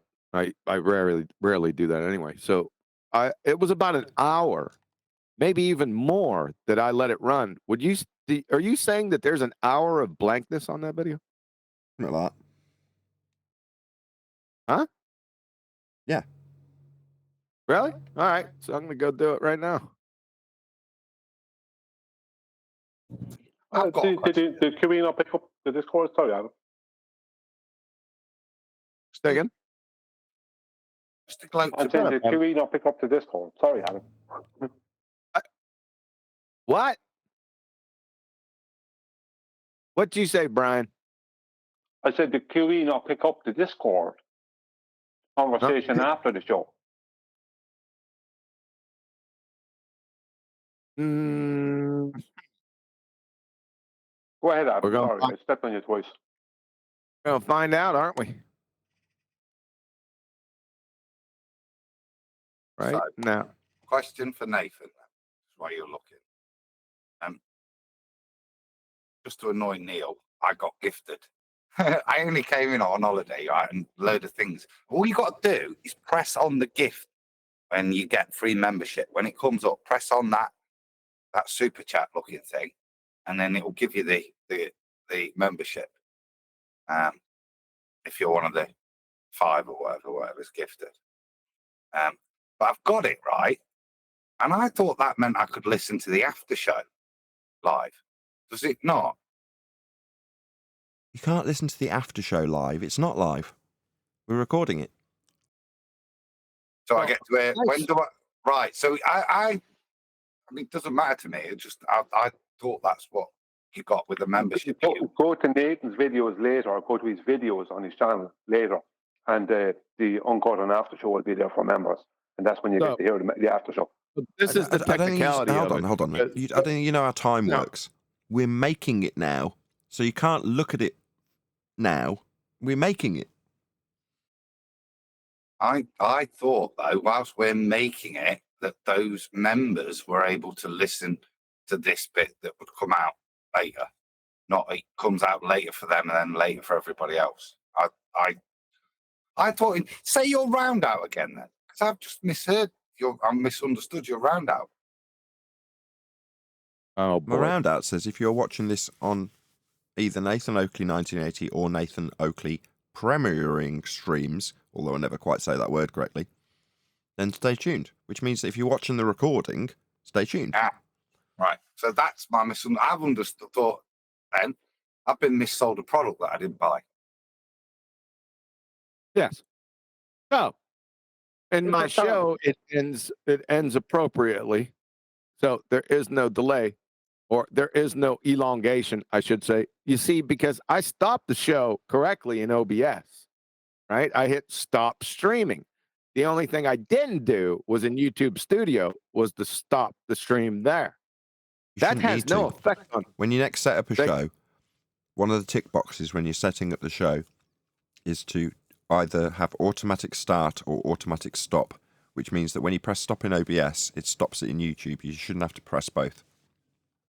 I have to do it the way that Says Who or Nathan or whoever that was. Okay. I had to do it like he said.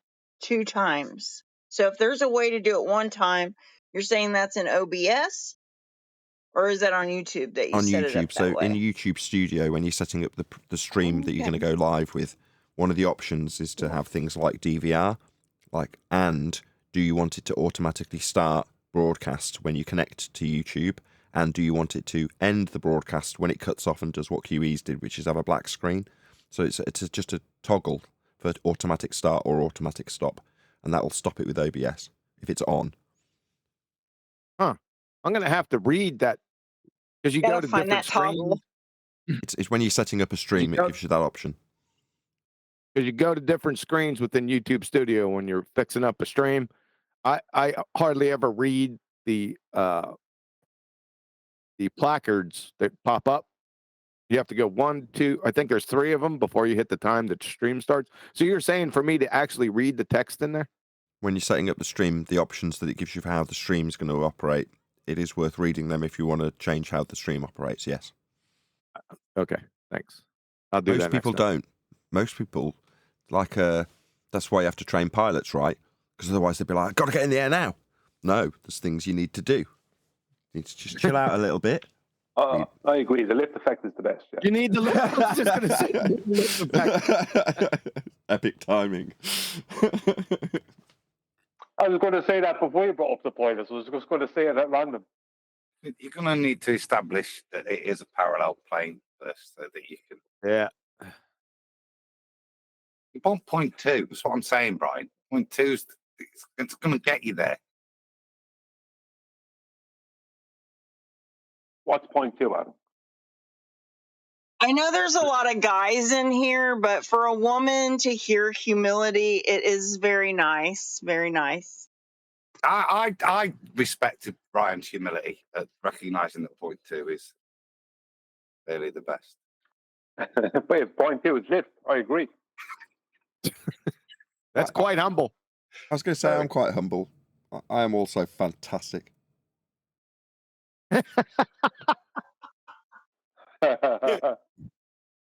I've got like 3 seconds of black screen, Q. I don't know. Is that what you got? Yeah, it's not running. Yeah. Anywho. Are you saying Nate made a big deal out of nothing? No, it just would have carried on indefinitely till he stopped it. He stopped it, and then the cue for YouTube to cut it off is that black screen, clearly, because it's cut off and hasn't given him 3 hours of black screen or however long it stayed on for. I'm going to tell you how long it stayed on for. I think that lady was going to say something as well. Good. Go ahead, lady. May we know your name before you go?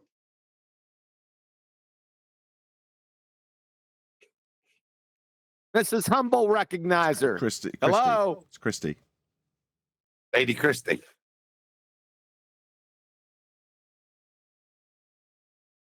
Sorry, I had to walk away for a minute. What was it? I thought were you not about to say something there earlier? They were just praising your attention. attention and vigilance and stuff. Well, thank you very much. I was doing that I had to walk away for a minute. No worries. Unacceptable.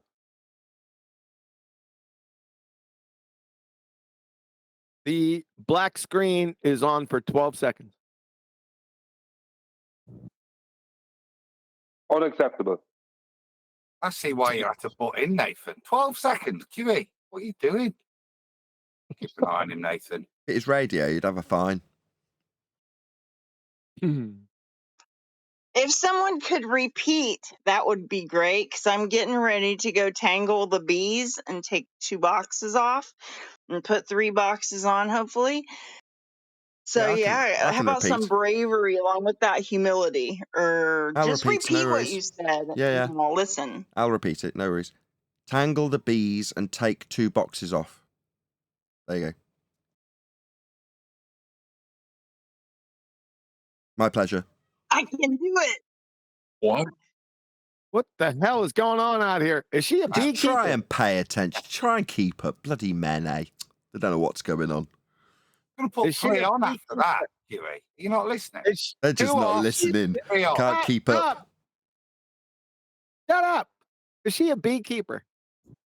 Yeah, yeah, I am. Whatever gave you that idea? Shut the hell up, Nathan. They just sit there and be humble.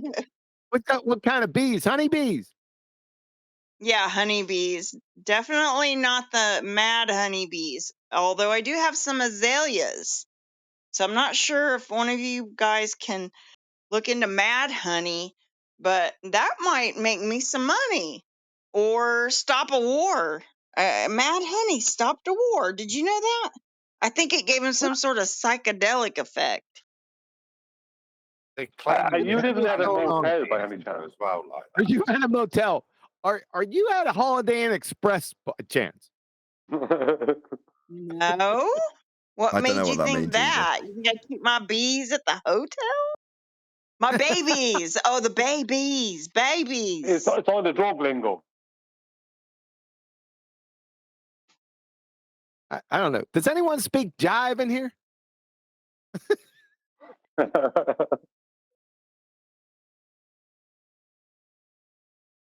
Yeah, I think you got a lot of those rappers in here. You can make a song out of it. So Make it flat. Are you a YouTuber then? Is that why you were asking about OBS just to have interest? Me?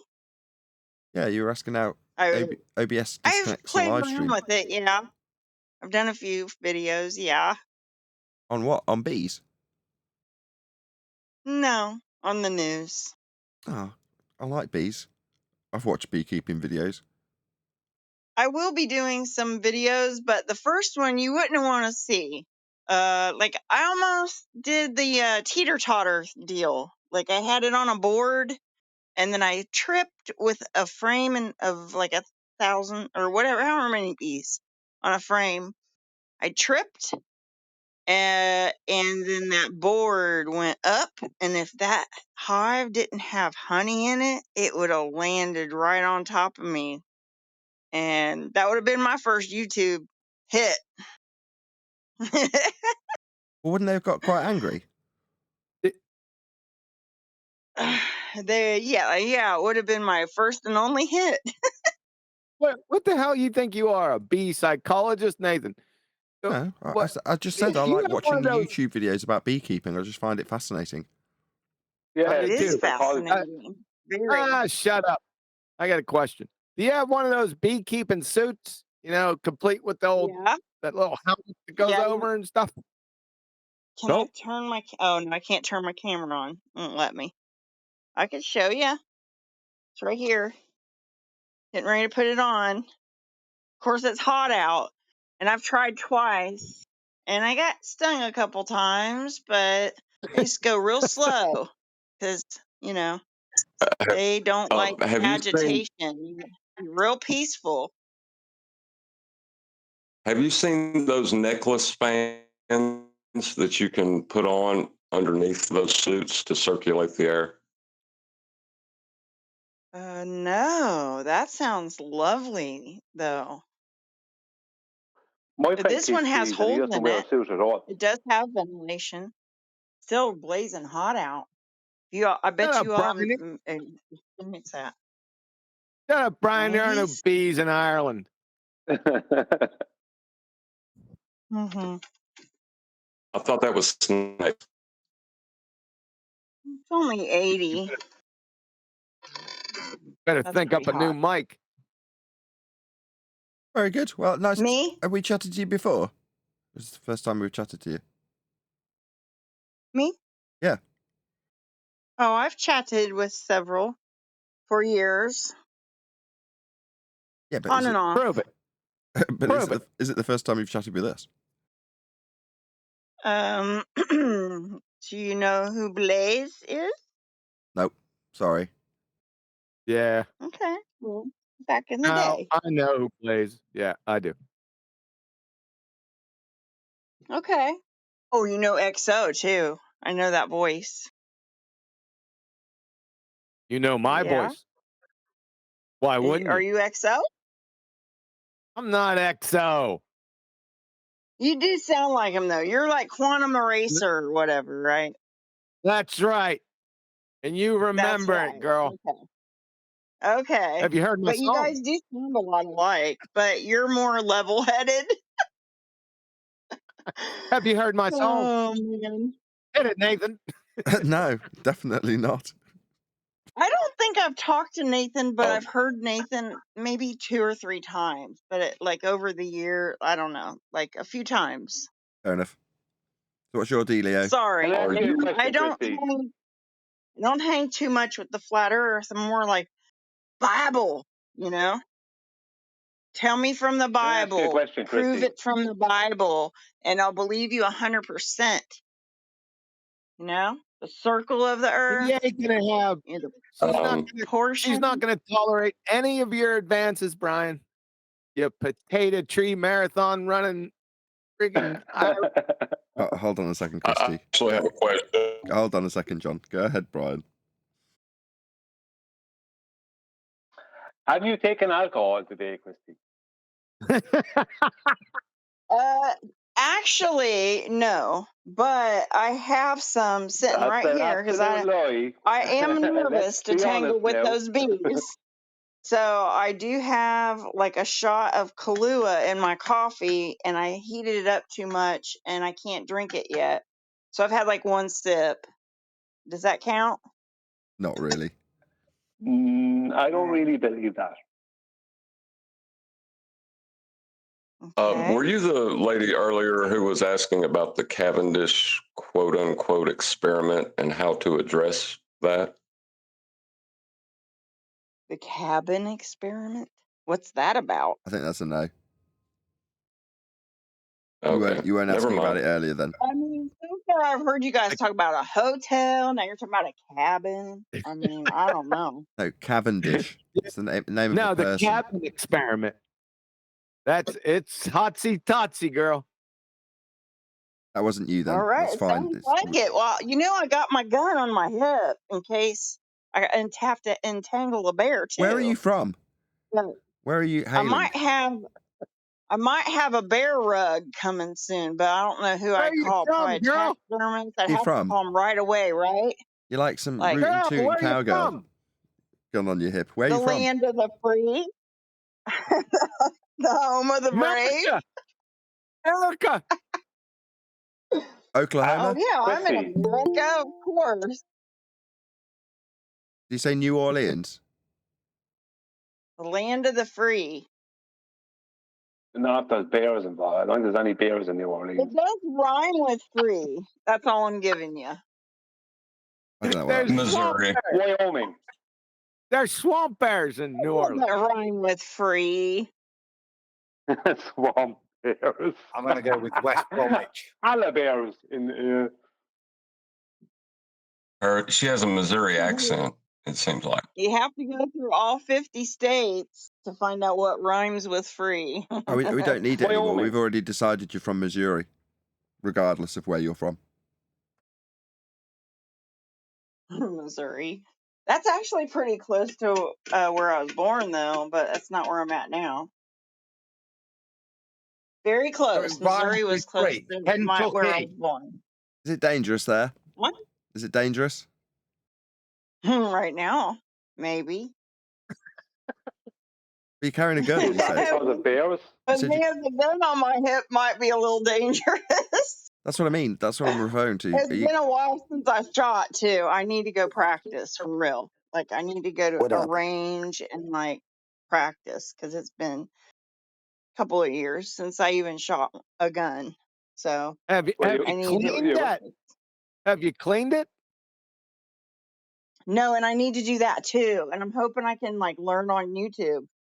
Oh, what? Do you have the safety on your gun? Clean it before I you shoot have it. some little cleaning products here for it, and What is it? we'll see. Is it a revolver? Good question, Brian. Put the safety on before you clean it. I'm picturing like a 6-shooter chromed with like an ivory handle on a hip holster, open carry. I'm picturing a kind of a desperate attempt to get it out of a holster and a safety on, and just you're pulling the trigger, the bear is on top of you, and you go and shoot because the safety's on. Oh yeah, I know, right? I'm more worried about So her yeah, I looking did down the have somebody barrel. show me the We don't other care what day. you're worried The one about, that's D on Rose. my hip. Shut up. You want to find out what type of gun is it? Nathan, ask her if it's a revolver. I did. I just said that. Nathan asked me. You just asked me. Yeah, What is is it? it? Not a Did you revolver. give us an answer? I don't know. The handgun. No, Is that a no. revolver? He's going, that lowers it down. Picture, okay? All guns are handguns. technically. Look, we're narrowing it down. We found out it's not a shotgun on her hip, so that's good.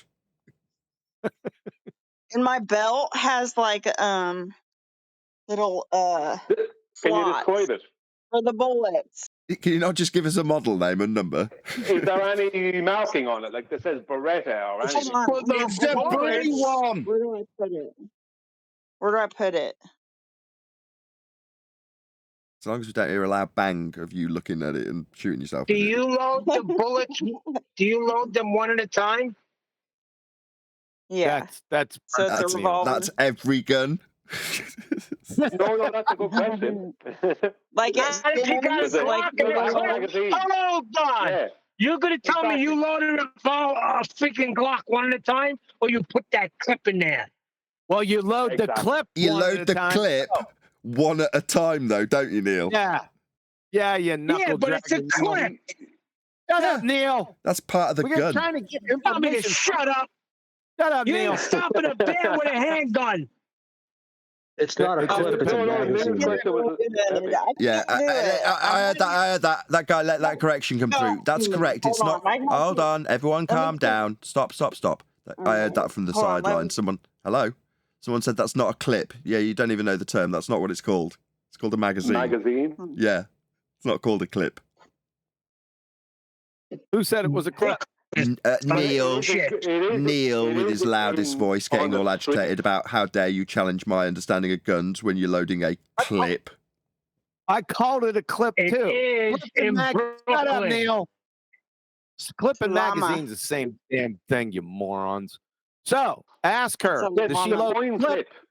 No, Shut it's not. up. A clip Is it is a hair piece clip? of metal you attach the bullet to. A magazine's something you insert into the gun. It's a llama. Clips. That was very high pitched. They're both clips, you morons. Now ask her, does she load the clip or the magazine, or does she load the bullets into the gun? Do you load a clip into an AK-47? Shut It's up. a clip. It's a clip. When you're shooting, do you account for Coriolis? The Coriolis effect. I think the if you. Coriolis effect. The Corleone effect. Okay, guys, chill out. I think if you're going to carry a gun It's to be a in. 45. Hold on. It's a 45. Yeah, that's the ammunition, but what type of gun is it? It's a 45. 45. Oh, like a Colt A 45. llama. is Yeah, it? they did. 45 bullet. Would you guys Colt, shut I the hell guess. up? I got the picture. I'm going to put it in Master B for you. Thank you. Is it a Colt? It's hard to tell. She got her shirt over top of it a little bit. There you go. Check it. It's a llama. You never want them to get a clear picture of the gun you're getting ready to kill them with, because it can be used against you in court. Okay. So that's a good Is it a picture. bolt action? Is it a bolt action? Shut up. There's the picture of it in Master B, guys. Like I said, Yeah, it's got a it. little difficult. Is that a clip on the end? It's called a holster. Yeah, it's a holster. Very good. Yeah. Yeah, it's a Master B. There you go. That tells us absolutely All right, nothing. well, So we now enough. know that she has a revolver, which we already knew. I don't think it is a revolver. That's a semi, isn't it? I don't think it is a revolver. You can't lift your shirt up a little bit. That's not a revolver. I can tell. Or sorry, not a revolver, a semi-automatic. Sorry, I'm wrong with my A revolver. little bit. Shut up, Neil. Yeah. Wait, why are we doing this? Do we Lift your even shirt up in care? the picture a little bit. Do we even care? I don't know Seriously? why you guys go back to the flat Earth. It's a I'm gonna go 45 tangle the semi-automatic. bees. I'll I'm see you not sure guys what type later. of gun it is. Well, she's off. Bye. Oh, wait. I walked away. I Bye. walked away. What kind of gun is it? I walked away. Never mind. We're not going to find out. It's a 45. It's a 45. Whatever. That's the caliber. Yeah. What make is it, though? Is it a Colt? What is it? A Remington? I think it's a H&K. Wait a second. Colt 45 is a beer. What, Neil? Called magazines, Neil. Magazines. Shut up. Right, we had a guy on that Omi TV. Some of you guys were around, right? British guy claiming to be a Freemason, wearing his sash and waving a 1911 around. Yeah. Remember? Yeah. Hey, Nathan, are you guys in the UK? Are you citizens UK allowed to carry No, firearms? not at all. No. Well, I mean, you can license a firearm and own a firearm. So I've held and operated plenty of firearms here because my folks used to live on a farm. So depending on your circumstances, yes, guns can be fairly common here in the UK, depending on where you live and what you do. But as a general, can you carry a gun around? No, you cannot.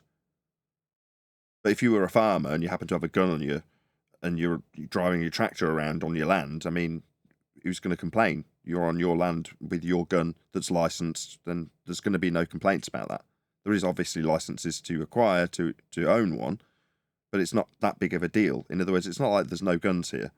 But what you have is the ability to carry it as a personal defence tool on you and license for concealed carry.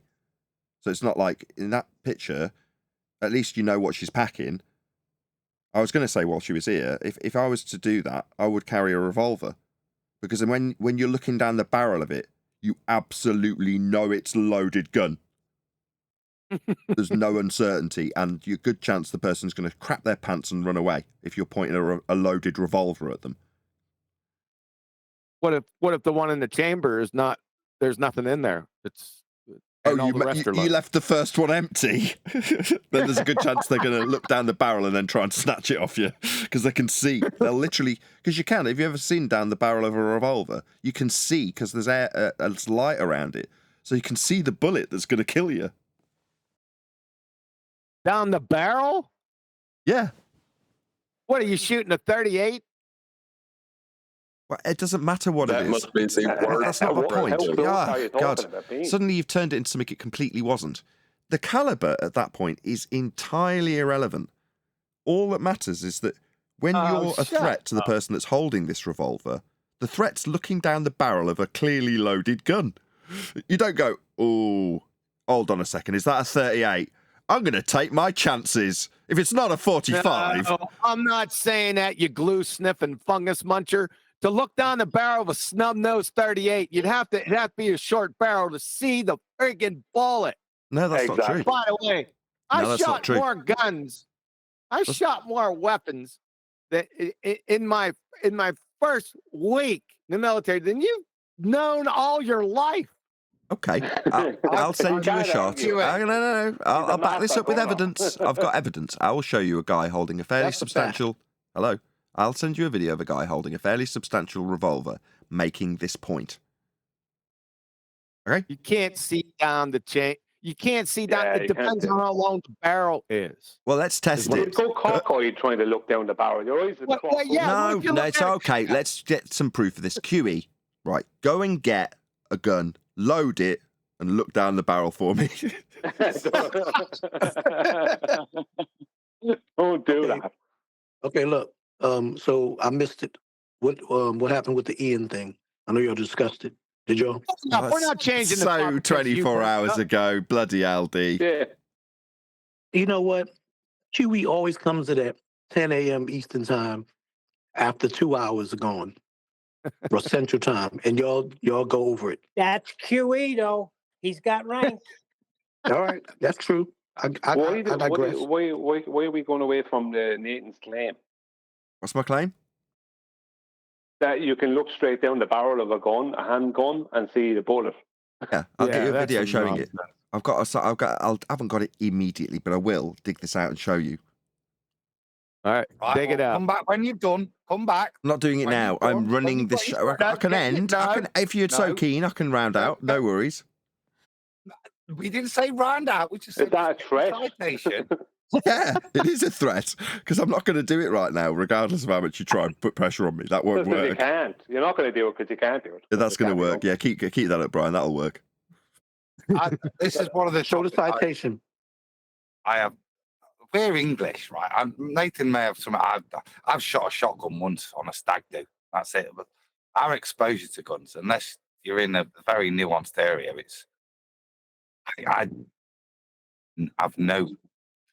I'm very envious that we can't just go and have a bit of gun fun. And my boys, Me too. you know what I mean? You Just can. like, Just go not clay pigeon really. shooting. Just go clay pigeon shooting. Yeah, that's what I'm saying. That's all I've done on the stag do.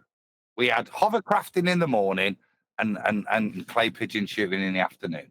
Yeah, but if you ask that guy, so you go clay pigeon. Should I be recording this? That guy will. If you want to shoot a handgun, you ask that guy who's arranging you to do the clay pigeons, and just mention that you'd quite like to shoot a 1911 or something. And would you happen to know how I might be going about doing that? And he'd go, well, I can see if I can arrange that for you. Yeah, but in America, you can go, can I go and pretend I'll get a cigar and say, can I actually have like a mini gun and pretend I'm commando and go, like, you could do that. You could, like, I might be able to bribe a farmer to bring out some No, old that's Nazi not true. gun that he's Yeah, your perception of what they Is can and can't automatic do. allowed They in still have gun fire ranges? regulations. You can't just go out and buy a milligun. No, that is true. There's, well, not a minigun, but there's a gun range right down the street from my house that you can fire fully automatic machine guns. See?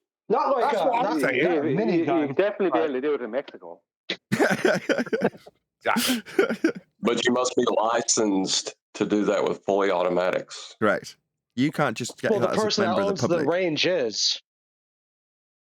You could have those. I mean, if you could fire, I mean, there's no difference between firing a machine gun on a platform versus standing up and firing a semi-automatic rifle. I mean, Strict controls over it. In terms of the states, people just think you can walk around with a bleeding milligun. It depends what state you're in. So if you're in New York, it's so restricted to the point where the amount of ammunition in the gun is restricted, and it's a felony to have more than that. So I think it's something like 10 rounds tops, or it might be less than that. It might be 8. that's Canada. That's Canada. It's not a milli gun. It's a mini gun. N, not L, you numpty. Is it mini I as thought it was opposed to MIDI. milli? MIDI. MIDI. Not Mini. mini, but Midi. MIDI. MIDI gun. It's a MIDI gun, like a hi-fi. A milli gun. What is it shooting? Millimeters at you? I always thought it was milligun. I don't know why I thought it was milligun. You know what a Gatling gun is? It's the same thing. Yeah, like the Gatling old guns in the Civil War where you crank the handle. All a minigun is that with a motor attached Yeah, to it that exactly. spins the handle really fast. Right. So can I go in America? Can I just go there then and go and do that for the afternoon? Yes. You can buy. Well, that's what I'm saying. To a certain degree, if as a member of the public, I think you probably can get away with buying something like maybe a 38 or a 9mm Gatling gun. I don't want to buy it. I just want to go and have a bit of gun fun one afternoon. Well, you would have to probably either go to a gun range that has got a very varied choice of loaners that you can get your hands on. But in the States, if you were in that way inclined, you'd just be buying guns. You'd just be one of those guys that buys guns. What I find funny is surely South America, countries in South America, have more guns per head of population than America, than the US. Probably. Surely they have. I highly doubt that. I don't know. Yeah, I mean, because in the United States, it's for every 100 people, there's 120 firearms. Okay. No, it's larger than that. I would have thought It South could America be. was even worse for guns. Oh, there's guns everywhere here.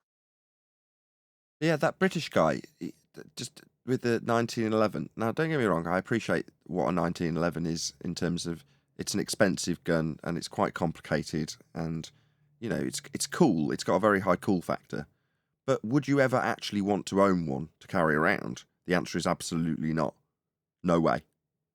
a single stack old-fashioned 1911 with a whole bunch of safeties on it. No, you want to be able to pull that thing out the side of you, wherever you've concealed it in front of you, perhaps, and immediately put it to work. No messing around with little switches and levers.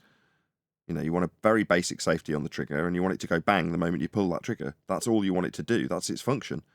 1911 is, designed to go wrong if you're not maintaining it like it's a piece of bloody jewellery.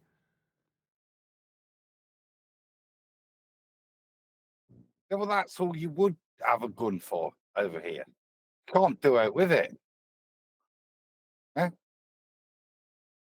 Unless you've That got wrong your with my own spud estate. gun. The spud gun. My boys love going BB gun shooting. So they're all replica guns. They look like a prop, but they only fire little ball bearings, which come the revolution will be no good. BB gun. Ball bearing What gun. are you, 9? That's what we get. are you, 9? Yeah, Neil. That's what we get. That or paintballs.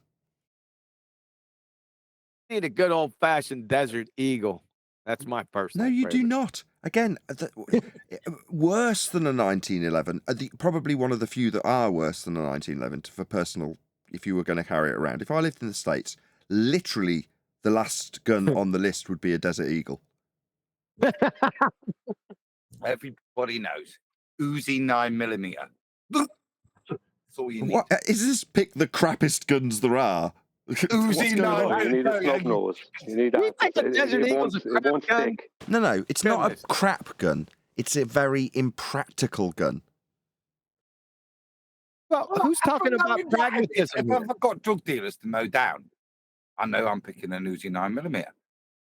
No, you want a Mac 10. Never watched Miami Vice.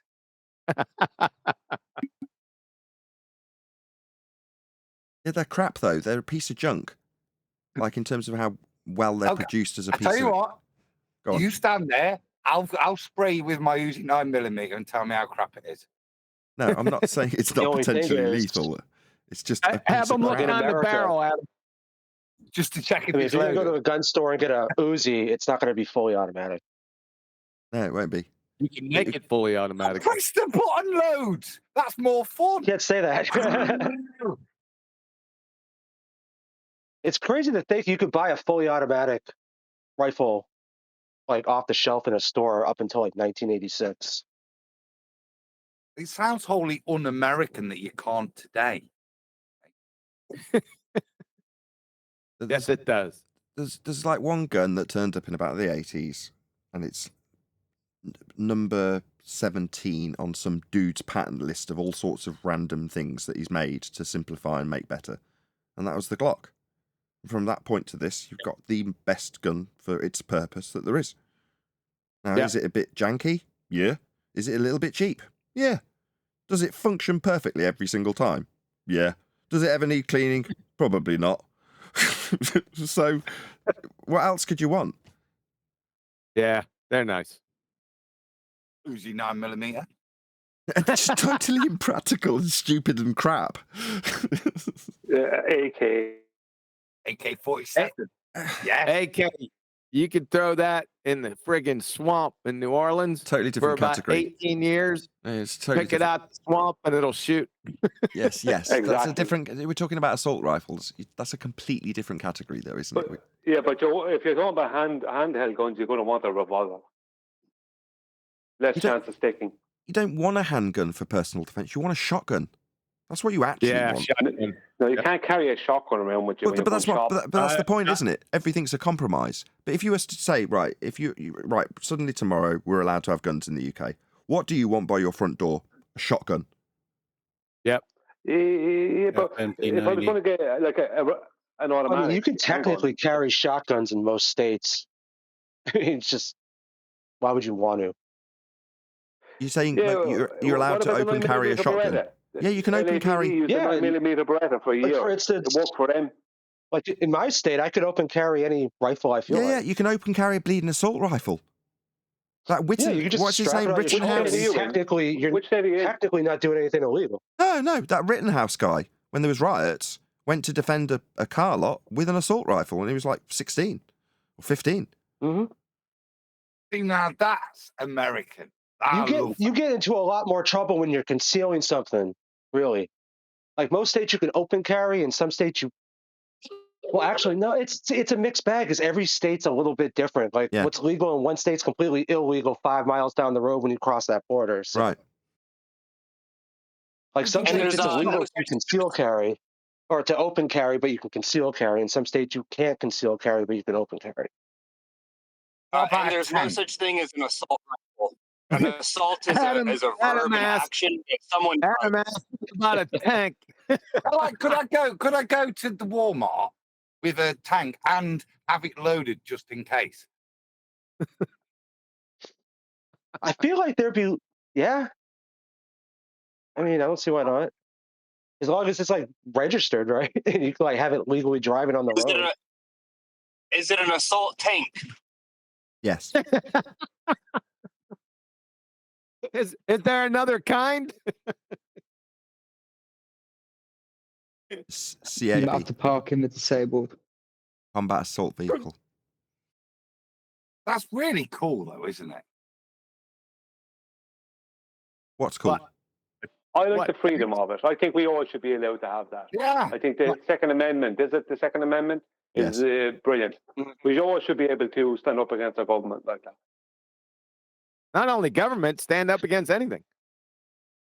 Another tank. Another tank, for example. Oh yeah, swarm of locusts. Swarm a locust with a revolver. Yeah, let's see how Adam gets on with his piddly 9mm popping gun I'll firing be all in over a the place. tank. I'll pull the lid down. No locusts getting in. It's sealed. I'm in a tank, baby. Aircon. Till they start flying down the barrel that you can see all the way down, you know. Yeah, I'll take those mothers out. I'm back. They'll look down that barrel and go, shit, it's loaded. And they'll be gone. Remember back in the day, we were hanging around some tankers, and it was really cold morning, right? And they kept the tanks running. And what we'd do is we'd hook up an attachment at the end where the exhaust comes out of the tank and heat up our coffee in the morning.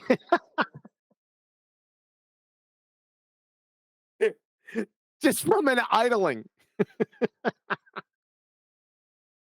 Yeah, they weren't so cool then. No, they're not cool. It sounds when you hear them coming, I think they got turbines in their engine. I don't know. I'm not a tank guy, but it sounds like turbine. they got a few turbines in there. What's in there? What's an engine of M1 Abrams? Oh. Yeah, it's definitely a turbine. Yeah, has to be. Sounding like a damn aircraft. Essentially just a jet engine. M1 Abrams. I feel like all the ones that Ukraine got don't have a turbine. I feel like theirs are different. Yeah, it's gas turbine. What about the ones that the Afghanistan got? It's an They A. have turbines. Yeah, turbine AGT 1500 gas turbine engine. Yeah. The ones you gave to ISIS, do they have turbines? They put one of them in a car, you know. I think it's a Chrysler, but Jay Leno's got one. Turbine powered car. You can power it with anything. You can run it on Chanel No. 5.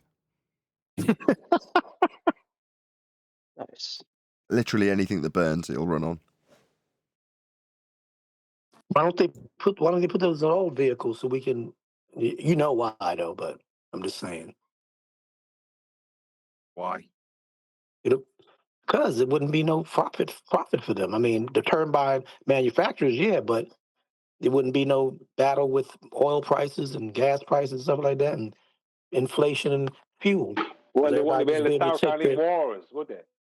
Exactly. Because if I could just grab my Yves Saint Laurent fragrance and just go to the store, I'm good. But you know what though? At the end of the day, let's say if there was an alternative liquid or whatever they use or source, you still have to spend money on that. Then they would jack the price up of that. It still, even if you're running on like high karate, it's going to cost you money. Exactly, because high karate will go up 800, 500%. Hold on, isn't high On high karate a karate. deodorant? High karate. That's some shit that Adam wears. Aftershave. Adam wears that. That was dope in the early 80s, mate. High karate. That was before Lynx came out. You remember Stag? Stag, denim for men, Port on, and then Brute was your original. Old Spice. Brute. That was my father, Brute. Yeah, He you always go. had Brute on. Let that shit burn in your face after a close shave. It's the mark of a man. Well, QE, I don't know if you're a cologne wearer or anybody out there. I know Adam, he's not really one, but I just came across. No, I'm just well, why not? I mean, body scent, some kind of body scent. You don't smell like iron and feet. But listen, Europeans run around stinking. They don't use underarm deodorant. They don't do anything. See, in Europe, they shower once a week and shop every day. Here, we shower every day and shop once a week. So we're a bit stinky on the outside, but good on the inside, and you're unfortunately the reverse. well, what I was saying, what I was going to was, I just came across, if you want to have, let's say, there's a term called no frills. You could have Frosted Flakes, and then there's the no frills that's not the brand name. So it's almost like generic versus brand name. You can get the actual concoction, or not concoction, but the actual chemistry makeup of the most popular, most expensive colognes. What the hell are you talking about? Listen. I don't know where this is going. No, through a You never company know called, where it's going with him. Listen, it's through a company called alt.com, and you can buy, they'll call it number 26, number 13, number whatever, and those are the actual generic versions of, say, Chanel this or Yves Saint Laurent that, if you want to save money. And it's 200% cheaper than what they charge you for the brand name through the retail stores. And it holds as fast, has the same oil base and everything. That's wonderful. Let's Just get letting you back know. to why they don't wear deodorant, like underarm deodorant. Adam, Because that's their culture.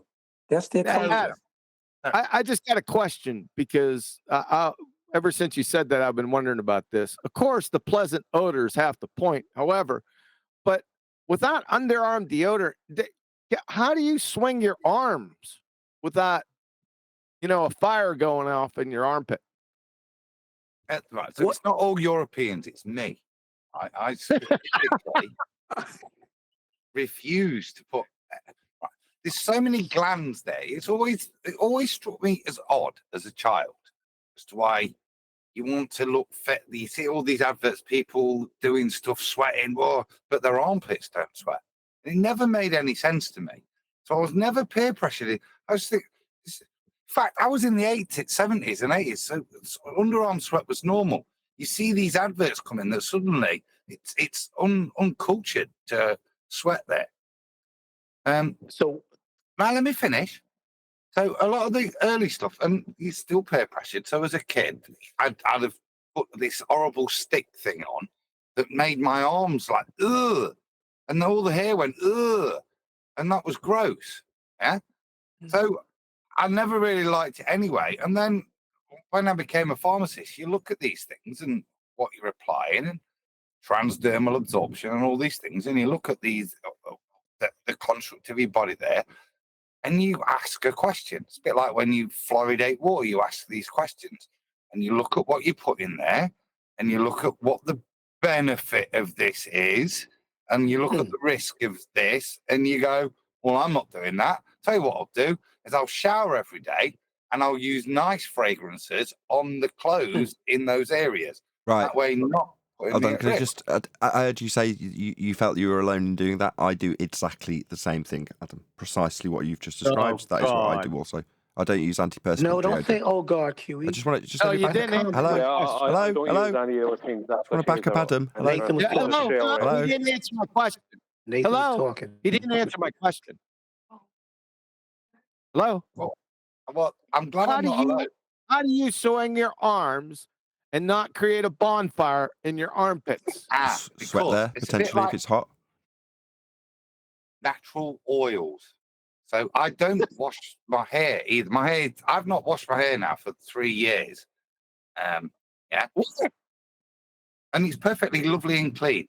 Yeah, because I rinse it every single day in fresh water, but I don't put any shampoo or conditioner on. I've got by pure lovely- coincidence, just by pure chance, I haven't washed my hair in 2 weeks. Well, yeah. Have you given it a You polish? ain't got none. Have you polished it? Yeah.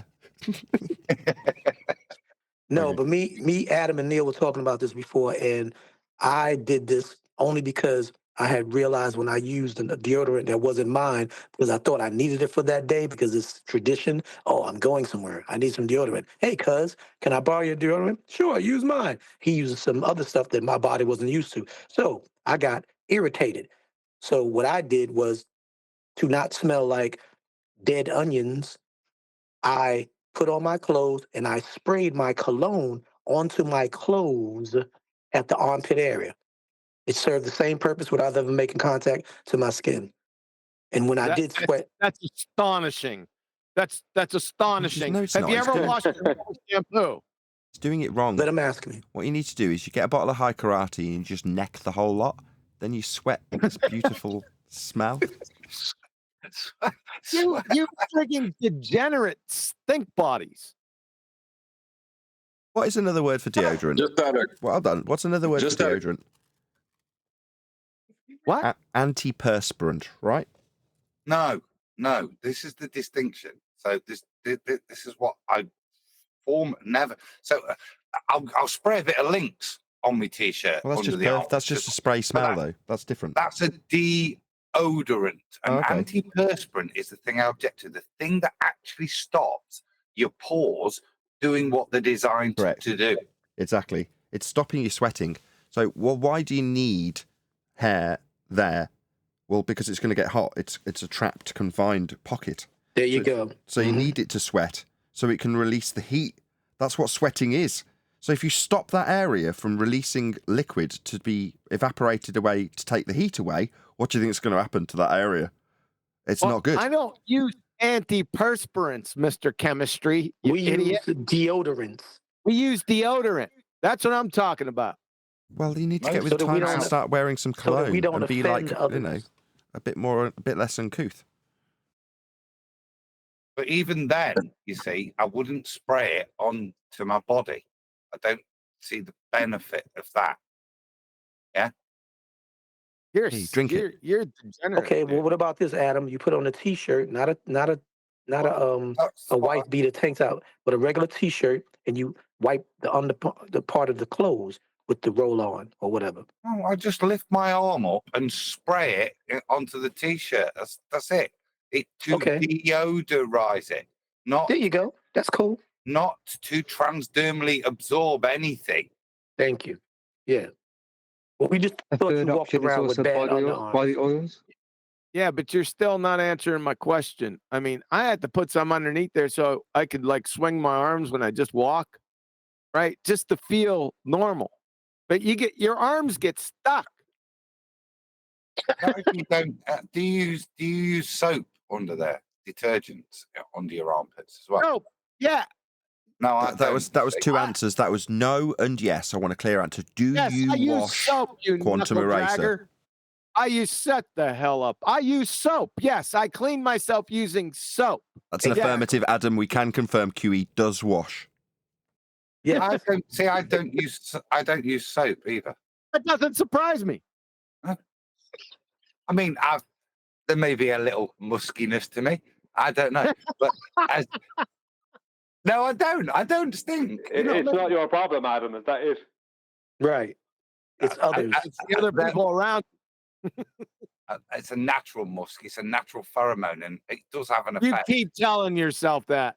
You freaking I witness it every day. You Pheromone? people are stink bags, man. What? A natural pheromone to what?